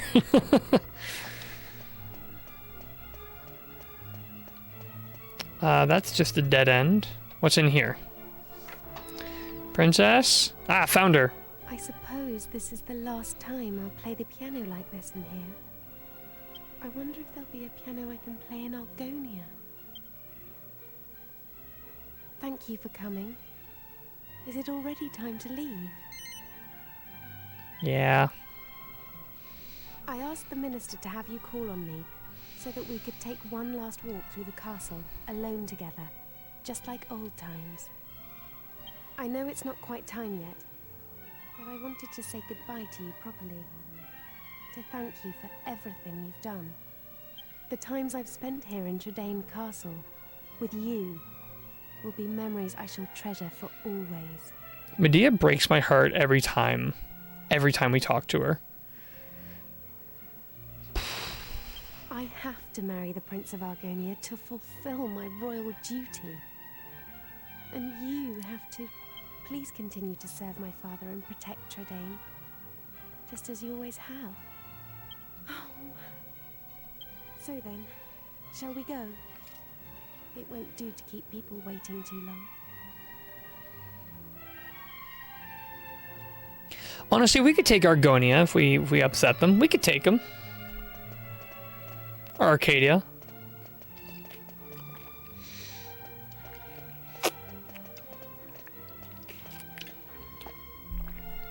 As I said, Hero got promoted, hence he didn't have that much freedom after defeating the Lord of Darkness. He started to become the most important person in the kingdom, besides the king and the princess, of course. Yeah, true.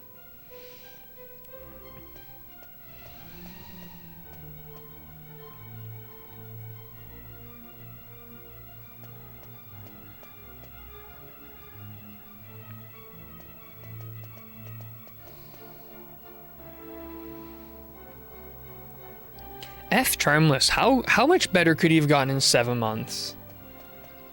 0? Negative. He's probably worse.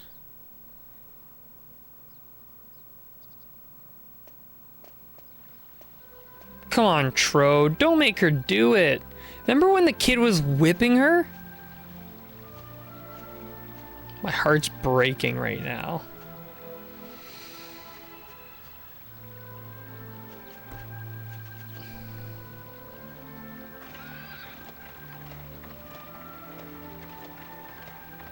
I regret to inform you, Charmless is the exact same and gets 0 character development or redemption.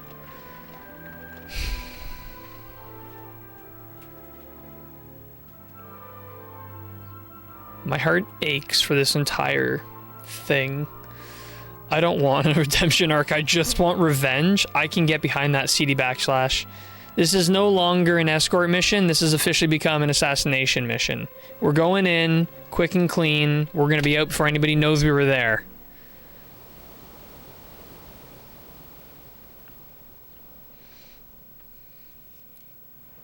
That's the plan anyways. Intentionally, I think he's supposed to be the guy everyone hates. Well, I hate him. Or so I think. It's a fair assessment. I don't think he has any likable qualities. He's named Prince Charmless. Can't be any more on the nose than that. His parents knew. They took one look at him and they're like, oh yeah. Get out of here with this epic music. I don't want to hear it when I'm upset.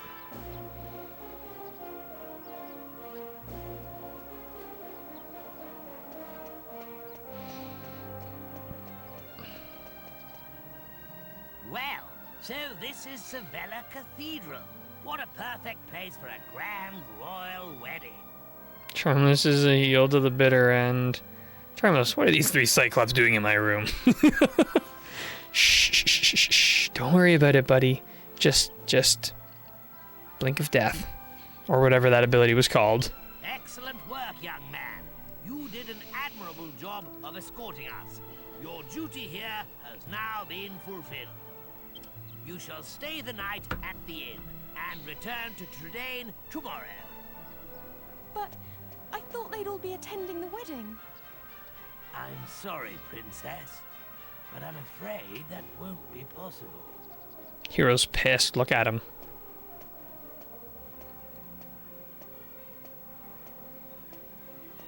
Well, well, pleased to make your acquaintance indeed. I am Prince Charmley of Argonia. Goodness, ooh, you must be Princess Medea. Ooh, charmed, I'm sure. Do you guys remember way back when we did the Charmless event and I said if I never see Charmless again, I would be... Or I said if we never saw Charmless again, it would be too soon? What's this? Ace? He's not looking. Not Ace. Hero. 8. That's why I'm getting confused. 8. Reach behind your back. Grab the Falcon Sword. He's got no HP. We know he doesn't. Let's have a look at the game. I turned down the sound on my 3DS so I didn't have to hear Charmless's annoying voice. No kidding. Medea's reaction to... I assume you mean Charmless. But yeah. So Sector does an effective job. He does. I didn't even do nothing. Alright, Ace. You gotta be part of this. 8 and Ace combo. One look at you is enough to make me forget all the other beautiful girls I've ever met. I'm the luckiest man in the world to have you as my wife. Blimey. What's with all the romance? I didn't know you had it in you, Charmless.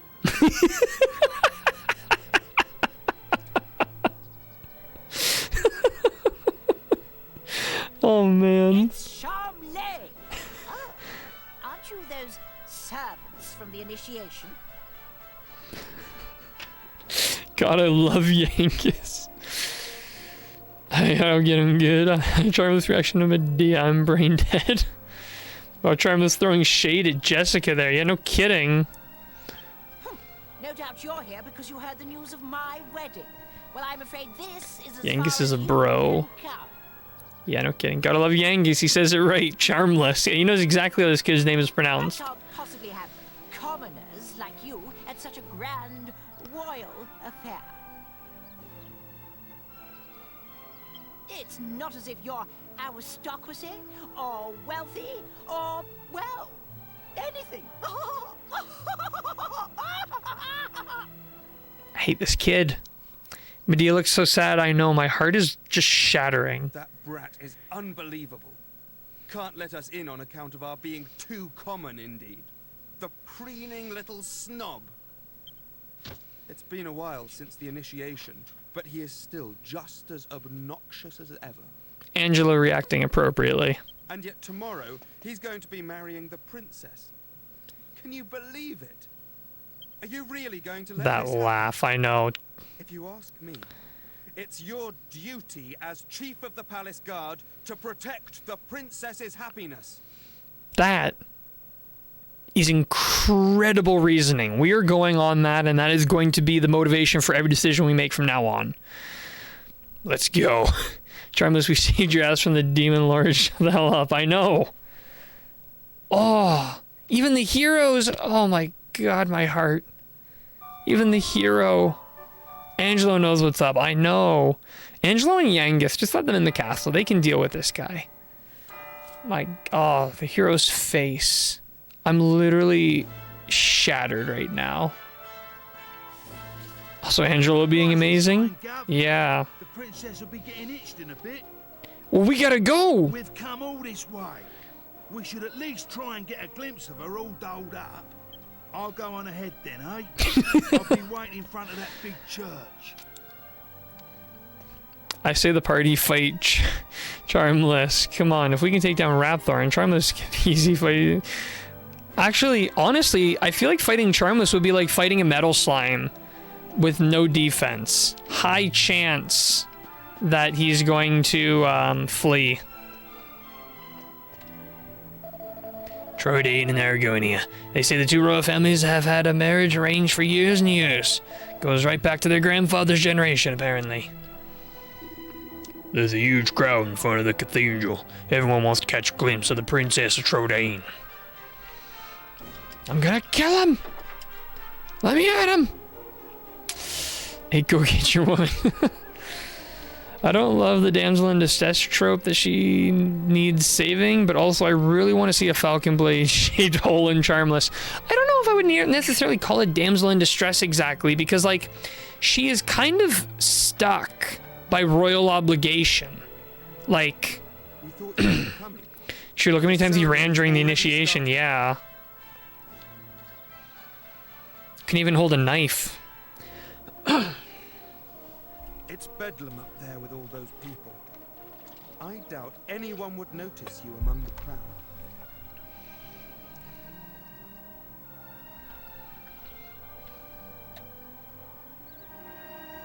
Hopefully not. We're going in. We're bright yellow and red, but I don't care. We're going in. Everybody get out of the way! This is like the ending of the first Shrek movie. I object! But yeah, like, I feel like she is literally stuck by royal obligation. Like, we have to save her because she's actually genuinely, like, stuck by this like, I feel like I'm repeating the same thing, but yeah. This is literally just Shrek. I can't see a thing from here.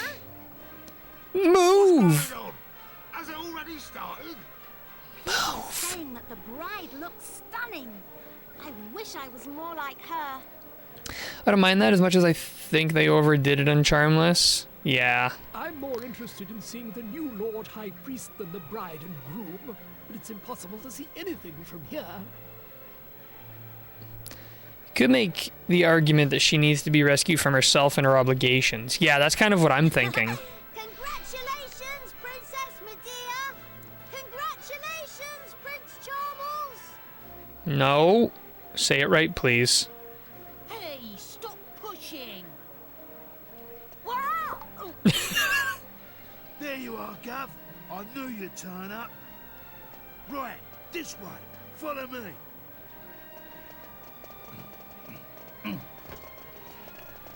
So if this is Shrek, does Trode go back to being green at the end? Only if we find out that that's the way that's his true self. Well, we've got this far. Now, we just have to take care of that knight.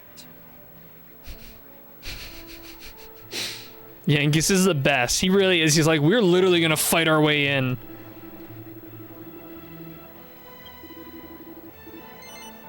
Yeah, we've been invited. We are absolutely forcing our way inside. Let's go.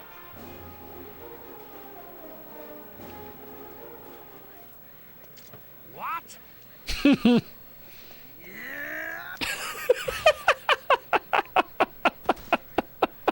it to me. Go on, in you go. Oh, Yangus is such a bro. Yangus is like, let's get this straight. You're getting in there.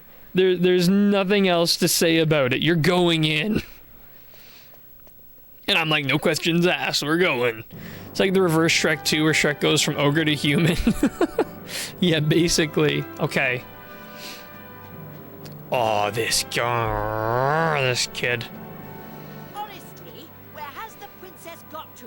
What could possibly be taking her so long? Put him in the ground. Yangus is the best. That's overstatement of the century. Don't you?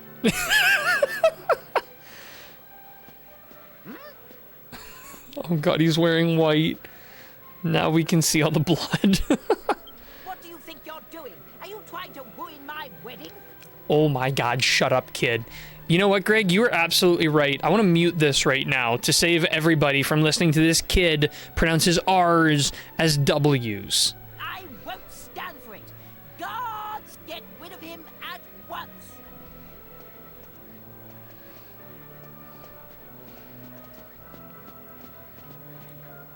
excuse me for the interruption, Your Majesty, lords, ladies and gentlemen.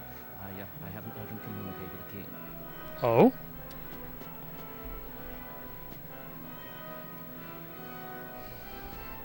What? Is this It's not your wedding.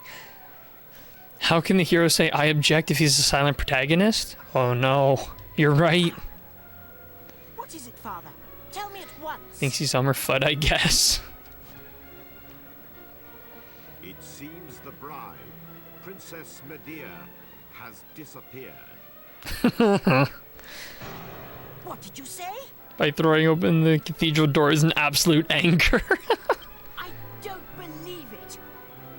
Well, she must have been kidnapped. It's the only explanation. Aha! Of course. It was you. This is all your doing. Absolutely, yeah. I kidnapped the princess and immediately came here to tell you. He was jealous, so he kidnapped the princess. Seize him at once. Oh, you think you can catch me? I literally defeated Rapthorn.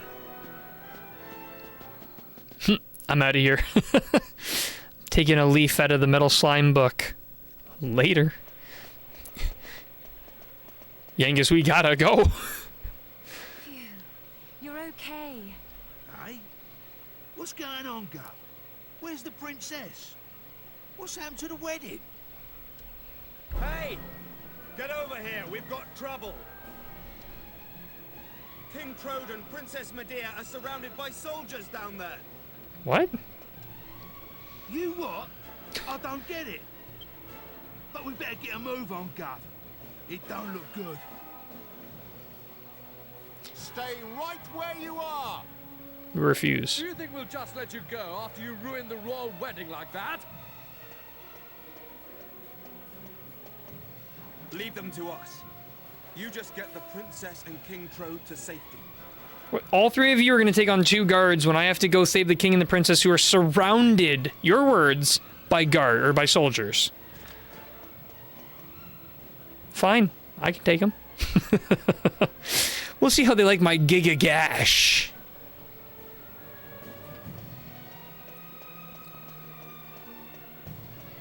Can't rotate the camera. They don't want me to see what's happening till it's happened.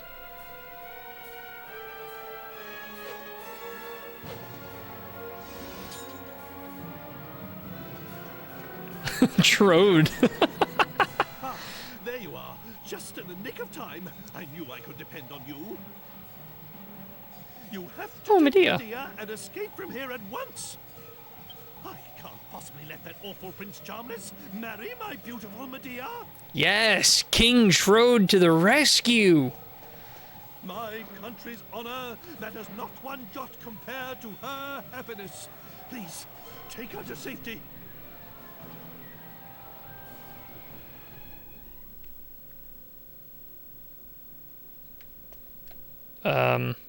Medea, we gots to go.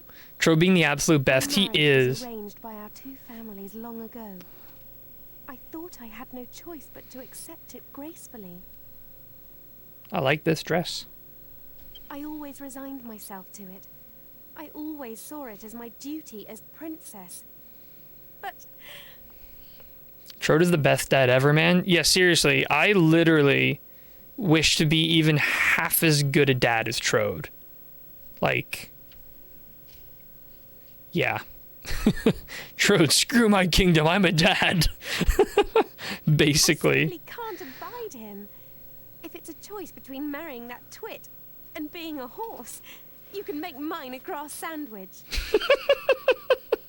I can't live my whole life denying my true feelings.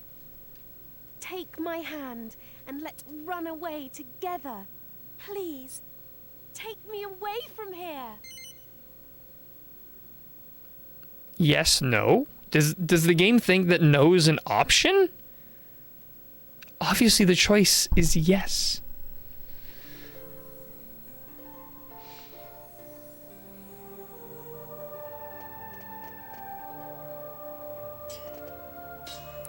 Trode's literally fighting them off with a stick. Gosh, imagine saying no to her What would that even look like? Has anyone... I feel like they didn't even program anything in there because literally no one in the history of all mankind has ever said no in that choice right there. No one, ever.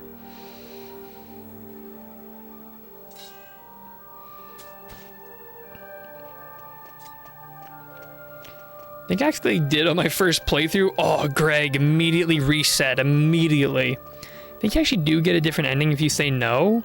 Ooh, I shudder at the thought. How could you let them get away, you incompetent rogues? Oh, you just... How could you be so remiss as to let a wagging wabble like them rout you, you rotten rascals? Use... there's other letters! There's other words that start with not R. Charmless. I should have known better than to entrust my princess's retrieval to a troop of reluctant roughnecks. Alright, now he's doing it on purpose, let's be honest. Trode fighting with a freaking stick, I know. When you talk to Trode, he does say that he did fight quite a bit in his youth. Then why don't you go after them and bring the princess back yourself? But I can't do that all on my own. I'll send the royal guard. Typical. You think that just because you're a prince, you can solve everything with money and power. But I got that huge Argon heart during the initiation Charmless. all by myself. So charmless, I know. Enough of your lies! I know the truth.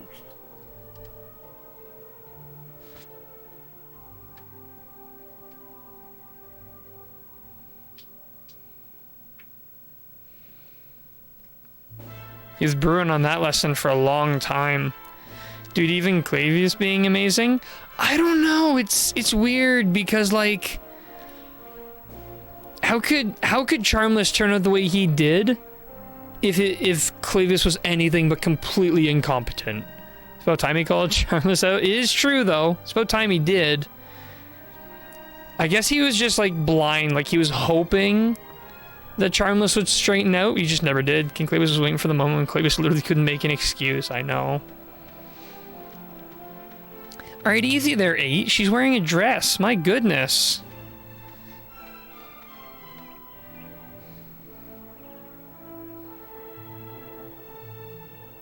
Oh, blimey, father.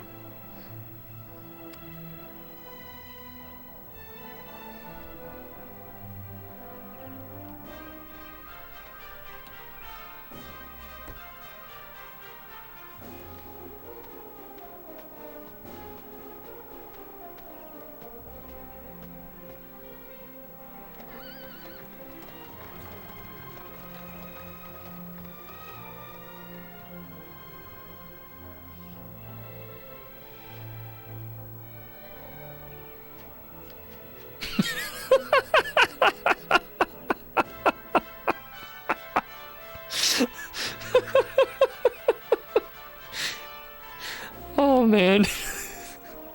He was ready to come with. Trode teleported. He really did. I love the wink too. Okay. That went from being potentially the worst ending ever to being the best ending ever. I did not want to go to Charmless's wedding. The only thing that sullied that was the fact that Charmless was there. What a terrible game. This is why Dragon Quest sucks. I gotta know who's behind that account, man.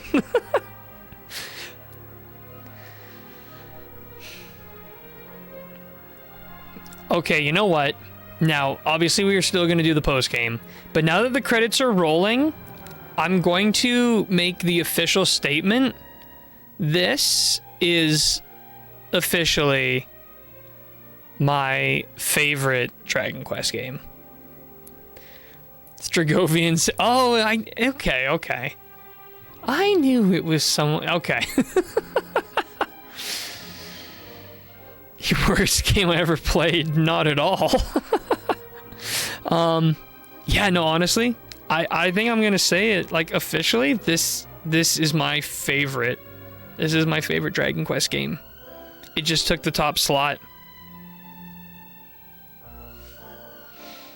Making an official statement. 8 is officially my least favorite Dragon Quest game.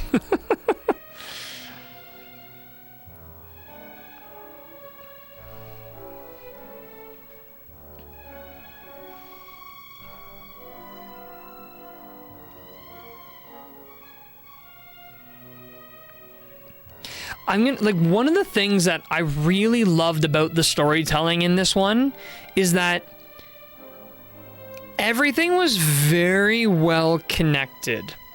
Like, right from the beginning, we're dealing with the big bad, and we have a lot of interaction with the big bad. You know, it's not just like there's an evil force out there and we're fighting it on a lower level until we finally meet them. Like, no, we were dealing with Rapthorn the whole way through. It was a constant conflict between us. And obviously we fought Rapthorn in different forms, but the antagonist is really well. 5 and 8 do a good job setting up the antagonist. Yeah, for sure. Yeah, 5 also does that. Like with 5, you know, you're dealing with Lodja for most of it. And obviously Lodja is like works for someone, but you still have that constant conflict where you're constantly running into and dealing with this same problem. And I also love that the initial thing, like, we're just trying to find an annoying guy who cursed a king and a princess, and it grows from there. And we maintain that base goal throughout, but it grows into this grander plot. But we never veer from the original goal. We always want to save Trode and Medea. And I don't know, I think, like, just expertly done. Couldn't the only way for Clavius to get at Charmless was to strike at his ego. To do that, he needed a moment when Charmless had nothing to defend his ego with. This wedding was when Charmless was most vulnerable. I guess that's a fair point, yeah. That's a fair point. Maybe Charmless will shape up. Hopefully.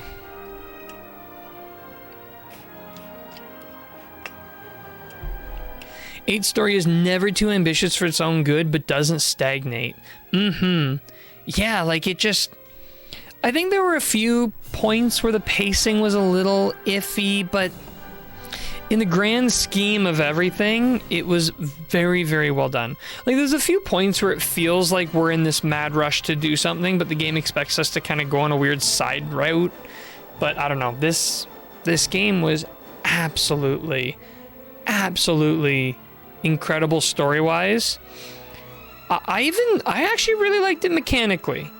I was a little iffy on the whole kind of class system of, like, you choose a weapon that you're doing. But I ended up coming around to it because what it does is it helps you focus on something, and you're not always, like, getting distracted by way too many abilities. I really love the ending theme for this game. Yeah, I know, I'm like listening in the background. It's really nice. Sorry for everyone who has to like listen to my voice over listening to the end theme. But I don't know, I gotta get all these thoughts out. I gotta decompress this. A story isn't really super grand or special, TBH, and it meanders a bit with pacing and distractions, but I think it places its value in the scenarios and the characters, and it's generally best enjoyed when you think of it as a more about the journey than the destination sort of thing. Well, it's literally what it is. I mean, that's the title. Journey of the Cursed King. Oh, hang on. We're here. Post-credit scene. It also gives weapons meaning that is greater than just their attack power. Yes, and that's really hard to do. Long journey. Oh, here it is. A lot has happened along the way, but it's all worked out well in the end. Old obligations matter not one jot. What matters is being able to live a full and happy life. You should decide for yourself who you wish to marry. I won't rush you. Take as long as you need. Although, I don't know how easy it will be to find someone now that you've jilted a prince. Never mind that now, Father. Look, we're home. Home for good.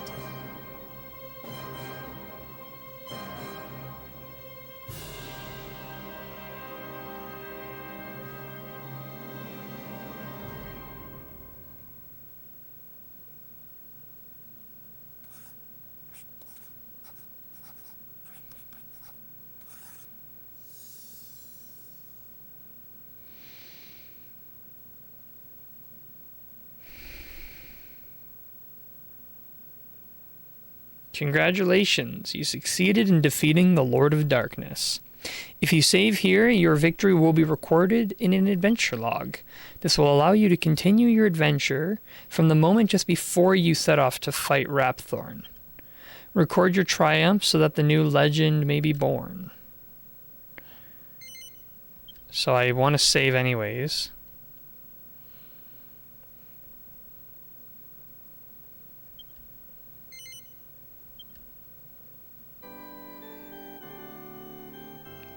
Wait, so this save is... You predicted my joke. Yeah, I'm ahead of the game. A low-powered weapon can still be worth keeping. Yeah, like that I think is cool. You know, making your choice of a weapon about something more than just the power level on it. Save, and your save file will get a star by it. That means the post-game is unlocked. Okay, cool. Cool.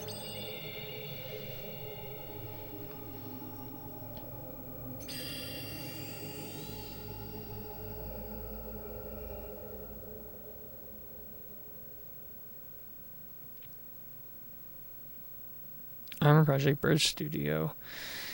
Koichi Sugiyami, level 5, Square Enix. That's for the Japanese. Then for the North America one, we have Armor Project. Same teams.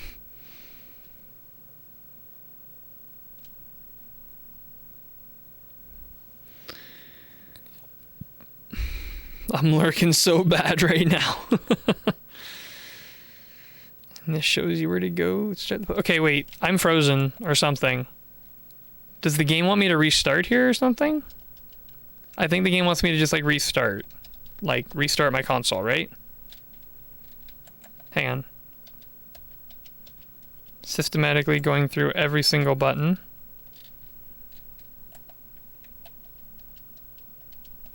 Okay, yeah, I think I have to reboot my console? Is that what this wants me to do? I don't want to back out at a bad time.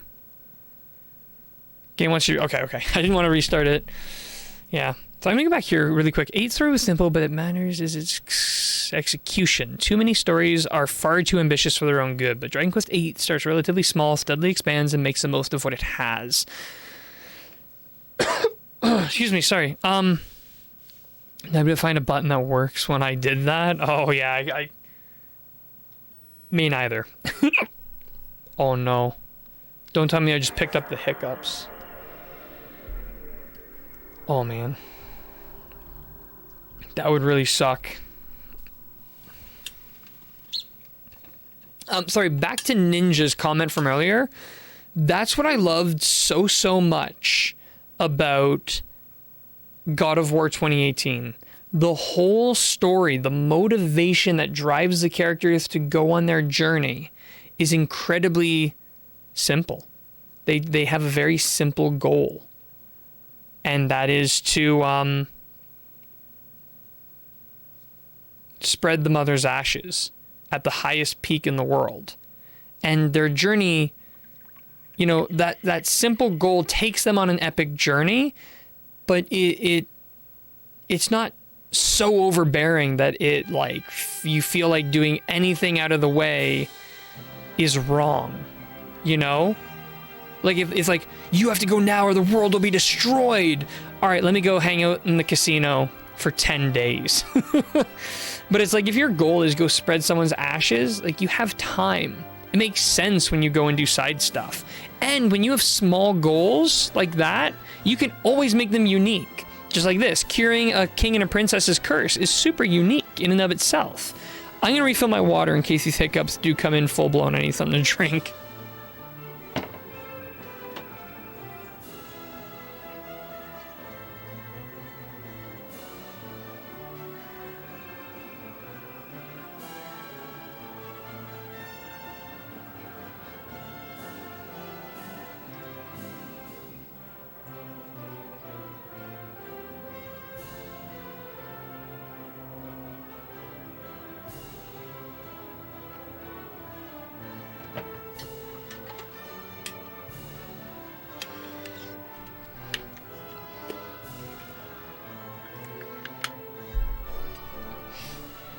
Okay. Are you starting post-game tonight? Well, I was just thinking about that, Mr. Chapstick. I think what I'm going to do is I'm going to launch into my save. I want to locate the start point for the post game and maybe interact with it a little bit, but I think it's best to close off the episode kind of thing here. So I am going to go back in. We're going to play a little bit more, but I'm probably going to cut it off pretty soon. I just want to take a quick peek at the post game, but I think just for the sake of keeping it sort of contained in the videos, we'll... Okay, yeah, there's the star you were talking about, Crystal Time Gear.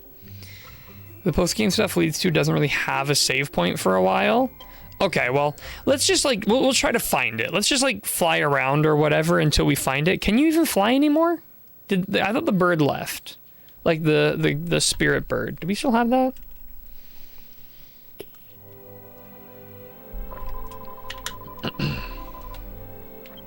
It's interesting to look at the different storytelling styles, even just in the Dragon Quest series, from the early games letting you make your own adventure to ones from Dragon Quest VIII that have the more comprehensive story. Yeah, and to be honest, for me personally, I like that sort of guided experience. I like something a little more hand-holdy so that I can make sure that I get to... Why are we here? Of all places. It's a weird place to put me. The game drops you off just pre-Rapthorn. Dragon Quest 12 is gonna be super dark like my soul. Hey, yes, Gengar, how's it going? Well, we still have the orb. We need more info on Dragon Quest 12, man. I was low-key hoping we'd see something in the Sony State of Play, but it was a false hope. It was a false hope. Been over a year and barely any info yet. Any info, let alone Dragon Quest 3 HD 2D? I know. It's rough. It's really rough.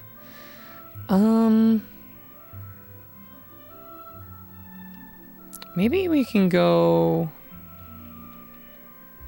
What's this island here? Have we been here before? I think we did stop here once. Doesn't seem like there's anything there. I wonder if...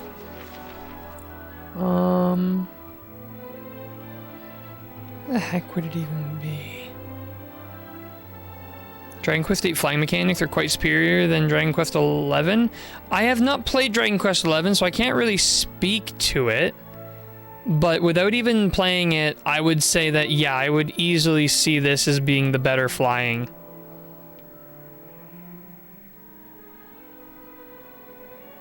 Wait. It's not Trodain, is it? Shouldn't still have a thing. Live Alive Remake got announced before 3DS Remake and it's releasing first. Yup. Oh wait, is it just gonna be this here? This is the... Oh no, yeah, that's right. This drops us off pre-Rapthorn, so we could arguably refight Rapthorn, I guess. But... quite a few things in 8 are superior. True. I mean, I say true, I don't know. I'm not seeing this place. Is it, like, near anything we've been near before, or?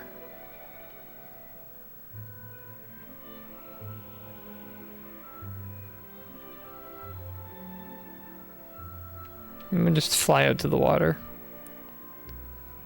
I'm interested to hear what you think of the differences between 8 and 9. It's in the Argonia region, I'll say that much. Okay. Particularly related to the story. Disagree myself, 8 is good, but not that good. Now the question is, where's the Argonia area? Because I forget. I'm gonna have to land and then zoom over to Argonia. Don't want to spoil more than that. Feels bad, man. No, yeah, definitely don't spoil. I want to try to go in as blind as possible. But yeah, Crystal Time Gear. Honestly, like, I literally could do an entire stream dedicated to debriefing my experience with the story in this one. But we might have to, like, literally do that, like, an entire debrief on, like, 8 versus 9. Let's just take a look at the sky. Do we see anything? I assume it's going to be in the sky. It looked, in the cutscene, it looked like it was in the sky. Am I crazy? Am I crazy for thinking that? Also, I did tell it to go to Argonia, right? Wait, no, I just landed. I haven't actually gone anywhere yet. I was about to say, this doesn't look like Argonia. It's on a high plateau. It's at a high elevation, though not in the sky. So then would it be easier to find from the sky? 9 has a very different storytelling style than 8, I'll say that, but I won't say more. So to me that sounds like very open, you know, to do what you want when you want kind of thing.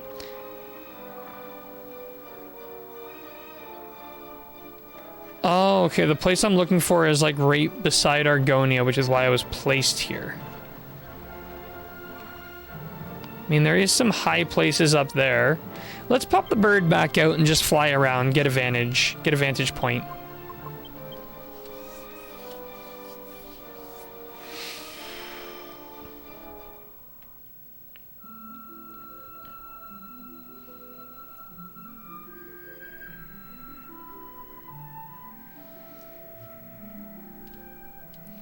Okay, we don't want to fly too far away here. So this is Argonia. There are several mountains surrounding it.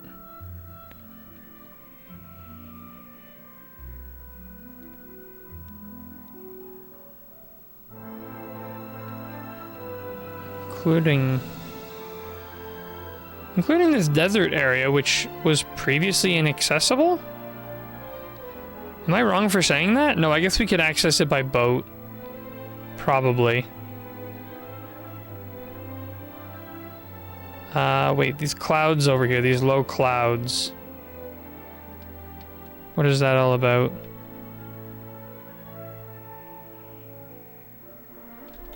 Hang on, let me try to land there. Think I hit it. 9 is a great antagonist. Like I said, it's different. I won't say more than that because I'd get into some spoilery territory. Indeed, Dragon Quest 9 happens to be my favorite Dragon Quest game. Honestly, Crystal Time Gear, like, even when you're not in chat, I literally can't bring up Dragon Quest 9 without mentioning you. A lot of times, too, I'm like, oh yeah, I'm pretty sure I know this about Dragon Quest, but Crystal Time Gear would know for sure.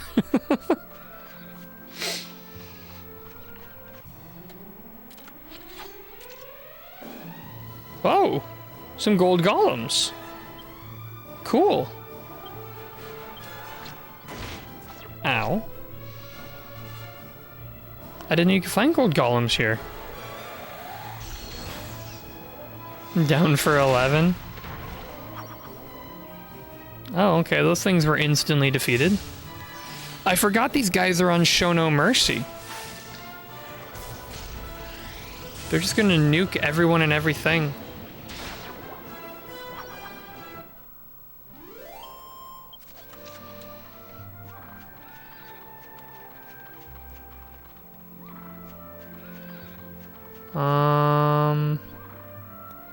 I'd say this is not correct.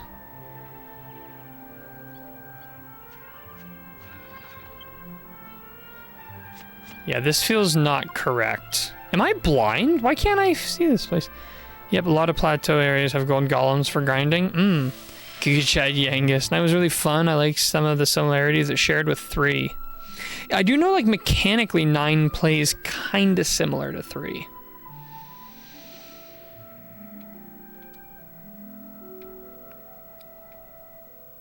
Wait, it's not in this area, is it?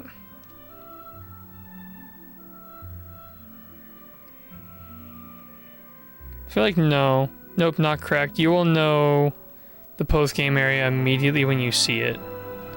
I will know it immediately when I see it, eh?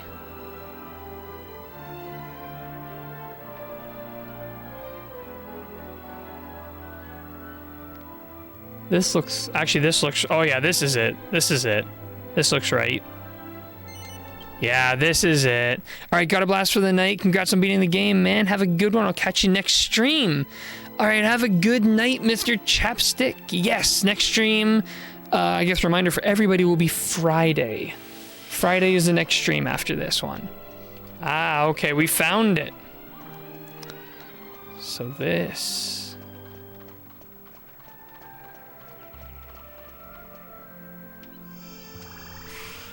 Okay, it just takes us, eh? I just want to take a look. I just want to get a gander in to what this is. It's a dungeon. No map for it. Let's see what Yangus has to say.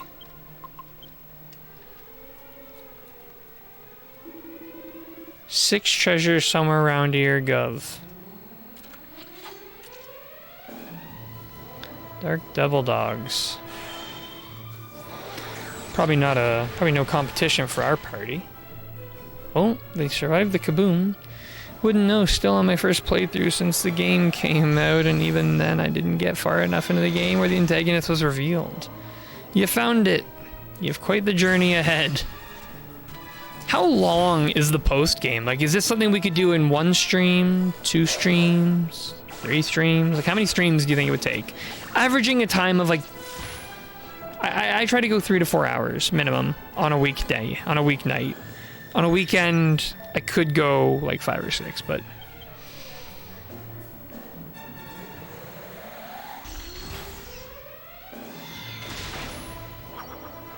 I got one of them.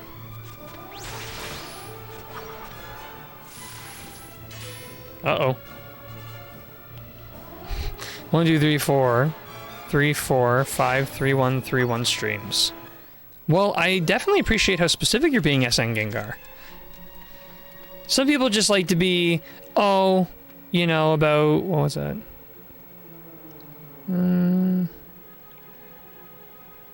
Oh, you know, like 12 trillion.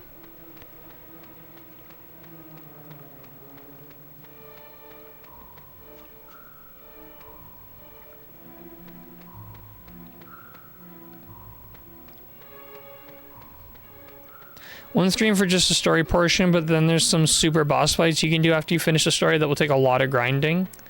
I think it would take only 2 streams, maybe. It's been a while since I've done it.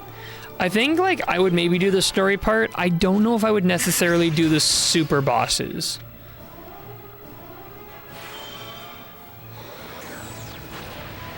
Take more than 1 stream, but this can be a brutal dungeon. This is post-game for a reason. True, okay. I will bear that in mind.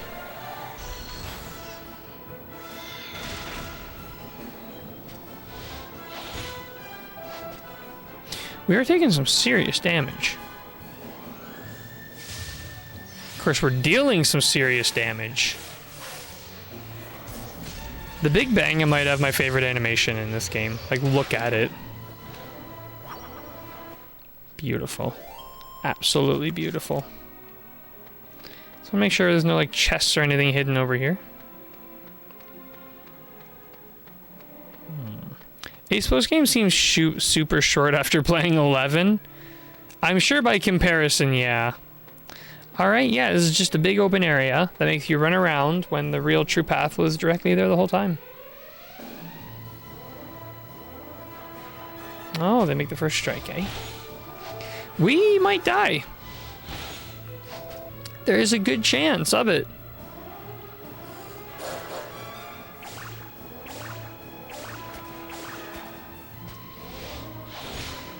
We have died. I can already see how this dungeon will be tough.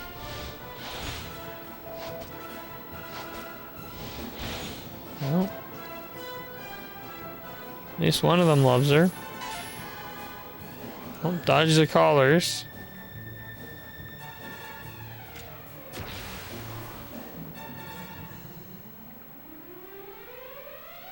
Probably able to do the story portion without any grinding, though it will seem brutal.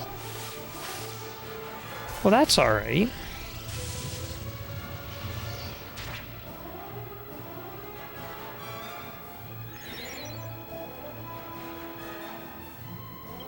Let's just let the AI go and see what they do. To be honest with you, I think we're gonna call it after this fight. Whether we live or die, I'm probably just gonna reset. And I think we're gonna die. When I have the AI on Show No Mercy, they do not heal. Nice dodge, though. I'm probably gonna have to control the whole party throughout every fight, or at least just have the hero spam heals the whole time. Maybe spamming heals is the better route. Let's see if we can defeat this. Let's see. I think we will. I think this has got to be it. Those things can't have this much health. There we go. We won the fight. It's a lot of XP. Yeah. Yeah, I think we'll call it here tonight, honestly, because like we said, the story's wrapped up. I'm going to start the post game on Friday. I think that's the best road to take for now.